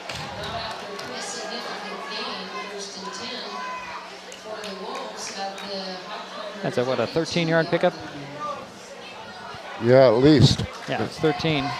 Ball spotted at the 32-yard line. Banter will go out of the shotgun this time. Gobbled the snap and had to pull it down, and he was just sandwiched there by a couple of Highclimbers. Nowhere to go. A loss on the play back at the 36-yard line. Yeah, a loss of 4, 5. It's like 5. That's good.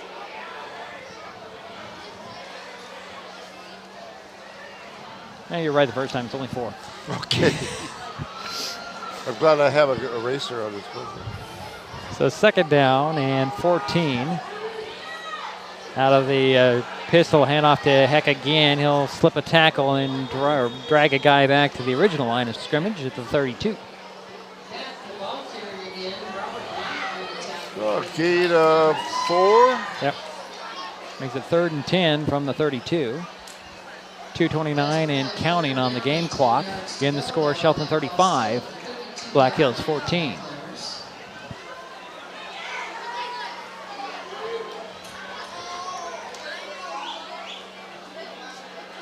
Out of the pistol will go Banter. Heck the back behind him. 2 receivers on each side, back to pass. Banter will throw to the far side. It's complete out there. And making that grab is number 26. I don't have a 26. I don't have a 26, guys. There's no 26. Don't worry about it. There's a completed pass out to the 26-yard line. And Jackson left will be credited with the tackle there. That'll bring up 4th down. It looks like 4. They're not setting the sticks anywhere.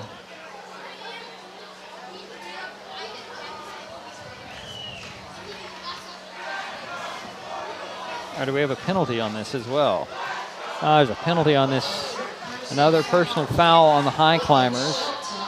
Wow. Number 15? Yeah, we'll put it down inside the 15 to the 13-yard line. 1:57 to go here in the ball game. High snap and a fake handoff and a little quick dump off. It's incomplete. Intended for the Bond? No, it's number 11. It's Delaney. It'll be 2nd and 10 from the 13. Clock stops at 1:48 remaining.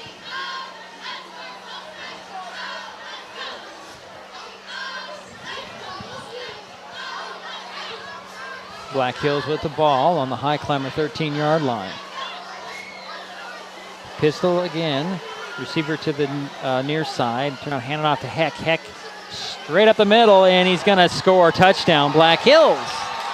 17-yard touchdown run by Destin Heck. Actually, it's 13 yards, Jerry. Was it from the 13? Was it from the 13, not the 17? Not the 17. Sometimes Paul forgets to change a number on the screen. I'll talk to him. Okay. Yeah, aren't you having a milkshake with him after the game? Yeah. I would take him out for a milkshake. All right, point after coming from Bender. Holder again is Reneker. Waiting for the snap. Snap on target. Oh, a little off target, and Reneker has to pick it up. He's going to lob it towards the end zone, and it falls incomplete. So the score remains Shelton 35, Black Hills 20. This is Mason Web TV powered by HCC. A minute 43 remaining. Back in a moment. Mason Health wants you to stay healthy. Are you turning 65? Mason Health can help you maximize all that Medicare has to offer. Did you know Medicare covers preventive services under the Medicare Wellness Program? Medicare coverage includes screenings for depression, diabetes, obesity, and alcohol misuse. You can also get mammograms, pap smears, pelvic exams, and more. Talk to your healthcare provider, or you can find more information on masongeneral.com. Minute 43 to go in the ball game. Diedrich, I need a clarification on that. Sure, I'll try. Who scored the touchdown? Heck. Okay, thank you. 23. So it's 35 for Shelton, 20 for Black Hills.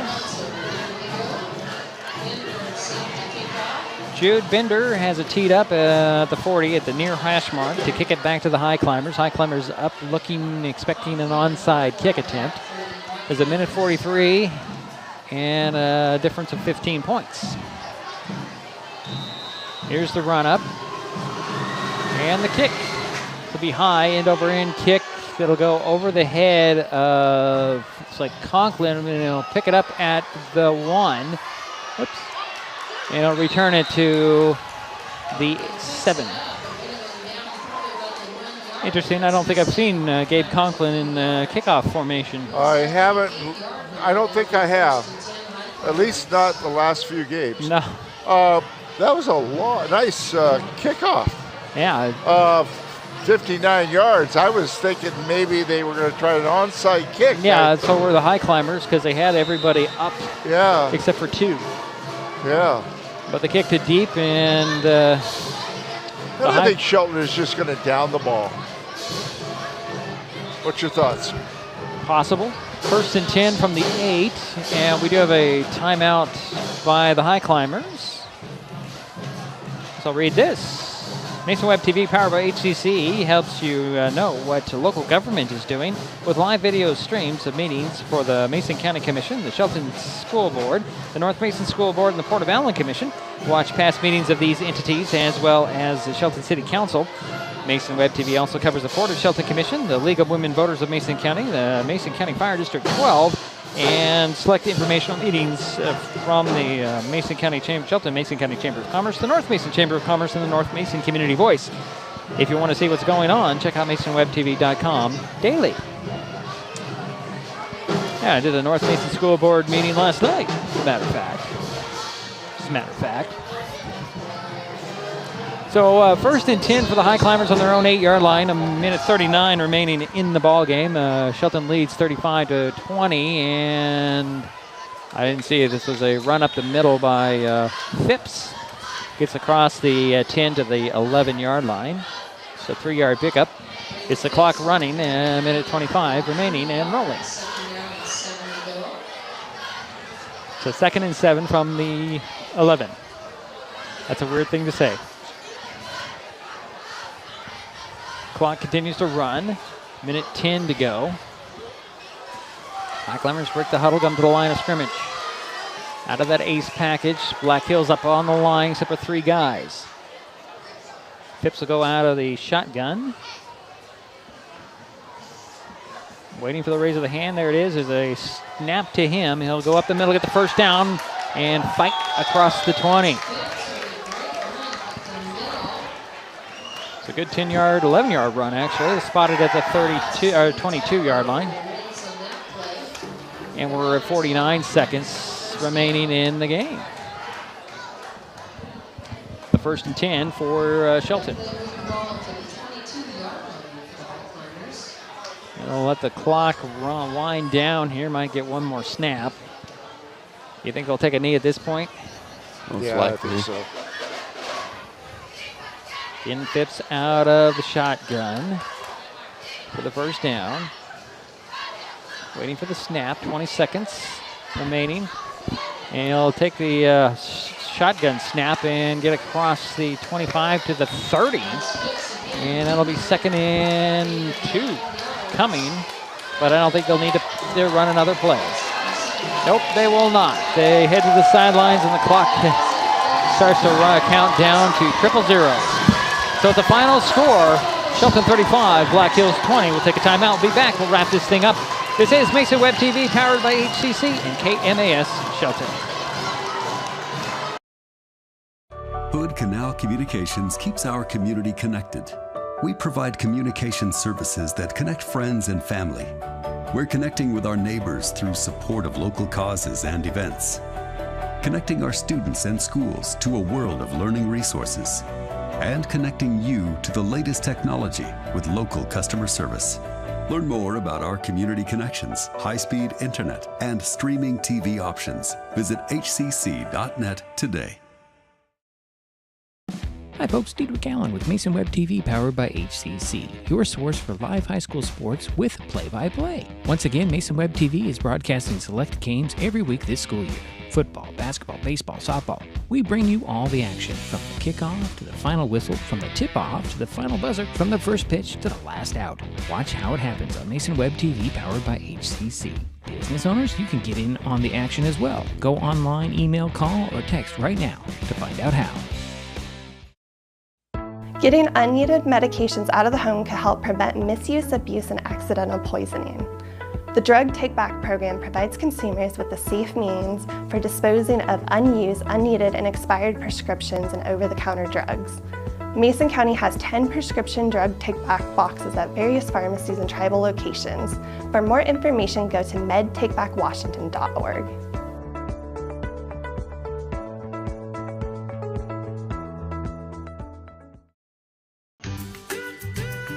Life's just more fun with fast, reliable Wi-Fi. You can stream, share, game, try something new.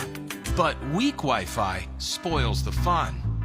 That's why you need managed Wi-Fi from Hood Canal Communications. The right equipment, professionally installed in all the right places, keeps your Wi-Fi powered party streaming strong. Call or visit Hood Canal online to upgrade your Wi-Fi today. An important safety reminder from Mason PUD 3. Please never touch a downed power line. If a power line falls on your vehicle, stay inside and call 911. Tell others to stay back, wait for emergency personnel. Never touch anyone or anything in contact with a downed power line. Always stay at least 100 feet away. Never use an object to move a downed wire. Don't remove trees or limbs near a downed line. Electricity travels through ground, trees, branches, and more. It's not safe. If you see a downed line, call PUD 3 at 360-426-8255. Well, it's a final here at Jack Stark Field, Highclimber Stadium. Shelton taking care of business, knocking off the Black Hills Wolves 35-20. And our final score, Highclimbers got the, they need to win it out to force a tiebreaker, and they got the first one under their belts, knocking off Black Hills. Next week will be a very different story as they head to Aberdeen to take on the Bobcats. Next Friday night, wrapping up Evergreen Conference play. Mason Web TV and KMAS will be there for that game. The Wolves, well, it's the Battle of Tumwater, I guess, because they're going to take on Tumwater. They're actually hosting, but play the same location, Tumwater District Stadium and Sid Otten Field. So that'll be interesting to see how they respond with their battered crew, down 2 quarterbacks and at least 1 receiver, running back combo, and see how they respond to that after a tough outing here in Shelton. Aiden, you got some thoughts while Jerry finishes up his stats? Shelton needs to chill with the penalties. Yeah. There was a lot for a lot of yards. Too many to count. Jerry will tell us, but it's got to be over 150. Yeah, he's nodding. Yeah, it was over 150. That's definitely was something you do not want on your stat sheet at all if you're either team. You also don't want to see turnovers. You don't want to see injuries, and we've kind of had a lot of that tonight. And Lorna Martinson coming down from the PA box, shaking Jerry's hand. Talked to her earlier today. Anyways, we're waiting for Jerry. While he does that, remind everybody that the Black Hills JV game, unless they cancel it because of injury, that might change. I'll have to keep it updated. The Black Hills JV taking on, that's JV1, taking on a Shelton JV2 or the freshman team on Monday night. Aiden will have that. Aiden and I will be in these same seats to call that game on Monday night, 6 o'clock, kickoff on Mason Web TV only. No radio for that, but nope. We'll have that game for you on Monday. Say, if you enjoyed this broadcast, please give us a like on your favorite social media. You can follow us on Facebook and Twitter with the handle @MasonWebTV. You can also use that handle to find us on YouTube and Twitch. Consider subscribing to Mason Web TV's YouTube channel and hit the bell to be notified the next time we upload a video or go live like we did tonight. And we'll do Sunday, and we'll do Monday a couple of times, and we'll do I'm going to go on and on and on about how many things, how many times we go live here at MasonWebTV.com, Mason Web TV. as well. Oh, yeah, and I've got them, might as well since we have time. Seahawks play on KMAS Radio Sunday. Kickoff 105, I believe. Pregame would be 11 on the radio. Something like that, yeah. KMAS is also covering the Kraken. Got the Kraken. Got some hockey on the ice and on the radio. Got their first win yesterday. Yeah, they did. That's cool. What was that? 7-5, I think. 7-5. Okay, I heard when I was... We struggled to score even more than 1 point, and we just go out and score 7. 7. Well, I heard it was 4-1 when I tuned in. It was 4-1 at the end of the first. Yeah, okay. Quarter, I wasn't following it closely, but I don't follow hockey at all, but Aiden has got all the stats for us, and Jerry's got all the stats in this game here eventually as he's checking his arithmetic and his spelling, and got the word check and the calculator out, and I'm just making things up at this point. Filler. They're filling things up. Final again, Shelton 35, Black Hills 20. And now he's ready. So, Jerry, what you got? Okay. Is that Thank proper you. English? No. Let's start with Black Hills. Okay. Black Hills had 9 first downs. They completed 9 of 19 passes between the 3 quarterbacks. They completed 9 passes for 112 yards. On the ground, they had 21 carries for 62 yards.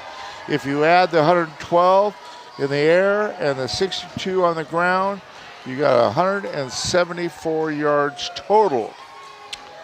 The leading carrier was Destin Heck. He had 6 carries for 26 yards. And Ellison never played in the second, or he might have played, but he never carried the ball in the second half. He had 10 carries for 20 yards. A couple other ball carriers had a couple yards. So 174 yards total. And they had 9 penalties for 60 yards. And I had them down, Aiden, 2 turnovers for Black Hills? Sounds right. I think so. Yeah, there was 2. There was an interception by Austin Williams, and there was a fumble recovered by Zepeda de Soto.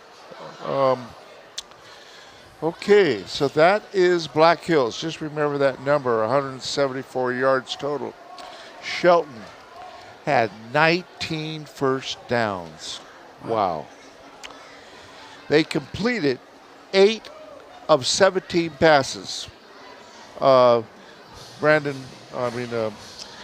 quarterbacks did. Conklin and Phipps. Yes. Bennett Henry caught 2 passes for 16 yards. Omar Zepeda caught 1 pass for 9 yards. Wheatley Cordova caught 1 pass for 21 yards. Gooley caught 2 passes. Excuse me. Brotherton caught 2 passes for 20 yards. Cody Brotherton. And Colton Fisk caught 1 pass for 2 yards. And Austin Williams caught a pass for 12 yards.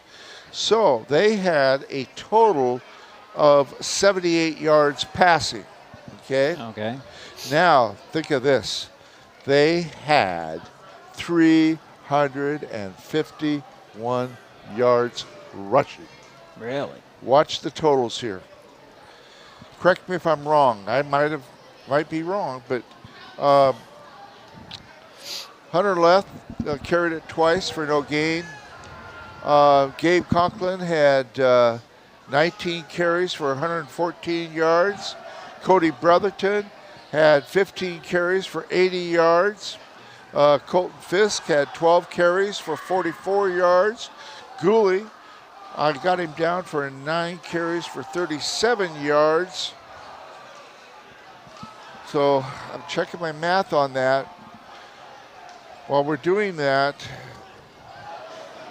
That might be a little high. That seems a little high. It does seem very high. You are right. 145 yards and penalties.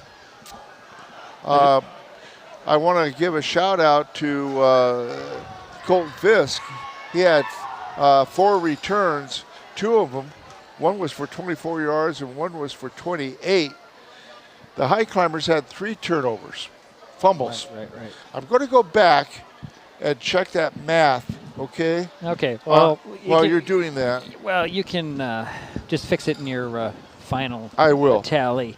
But, yeah, the Highclimbers get, 2 weeks ago it was they needed to win 3 of the next 4 games. They took care of 2 of them. So they had 2 of the 4. They lost 1. They have 1 more to go. And that is, again, that's heading out to the harbor, Aberdeen next week to wrap up Evergreen Conference play.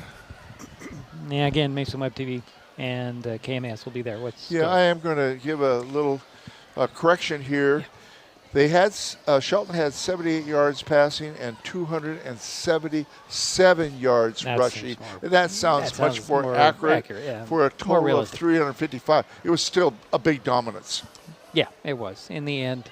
So next up for the Highclimbers, they head back on the road and next week and travel to Aberdeen, wrap up Evergreen Conference play. Mason Web TV and KMAS will bring you the game. Kickoff at 7 p.m. next Friday night. As I mentioned, the Wolves host Tumwater next week to wrap up Evergreen Conference play. Aiden, have anything to add? I'm impressed on how Black Hills was able to stay in the game down 2 quarterbacks and just other helpful pieces. Yeah, right. We didn't see number 25 very much tonight. What's his name? Weller. Jacob Weller. We did not. He kind of disappeared there in the first quarter. I don't think he caught 1 pass. He caught 1 pass and no. He didn't catch any passes. He had an 8-yard gain. In the first quarter, and that was it. He was done. Yeah, he was done. That's didn't see him play or see him. I didn't see much of him after that, so that's interesting. So we didn't see Weller. Hodges was out on crutches. And Ellison didn't do anything in the second half. Yeah, he didn't do anything there. So maybe they were just holding him back for, I don't know. Or their injuries have just mounted up and they're down 2 quarterbacks. I mean, the Highclimbers were coming after the QBs tonight, that's for sure. They sure were. And they were also doing that on the punts. Yeah. They pretty close to blocking a couple punts. But they did get their hand up and, deflected it a little bit. Or at least rush the punter. Yeah. Either way. Well, guys, are going to wrap it up for the kick us out here. So I guess that'll do it for us tonight. My thanks to Jerry Apple and Aiden Yu for their help with tonight's game. We'll be back with you next Friday night for Shelton at Aberdeen. Check Mason Web TV out on Monday for the JV version of tonight's game. Aiden Yu will be on the mic. Yeah. Kickoff is at 6 on Monday. I just want to thank Aiden for doing that. That's great on your part. And, it's getting easier and easier. Yeah, he's getting better and better every more he does it. So we will talk to you then. Final score, Shelton 35, Black Hills 20. This has been the high school football on Mason Web TV, powered by HCC and KMAS Shelton.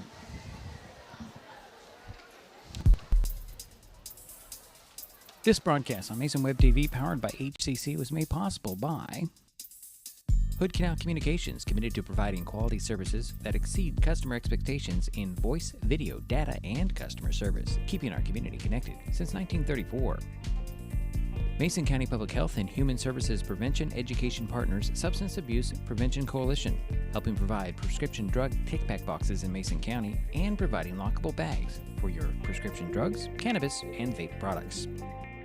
Mason County PUD 3, connecting our community with safe, reliable, economical, and sustainable services 24/7.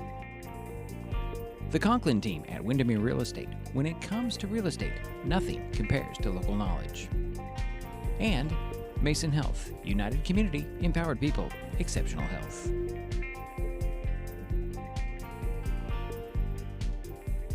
Thanks for watching Mason Web TV, powered by HCC.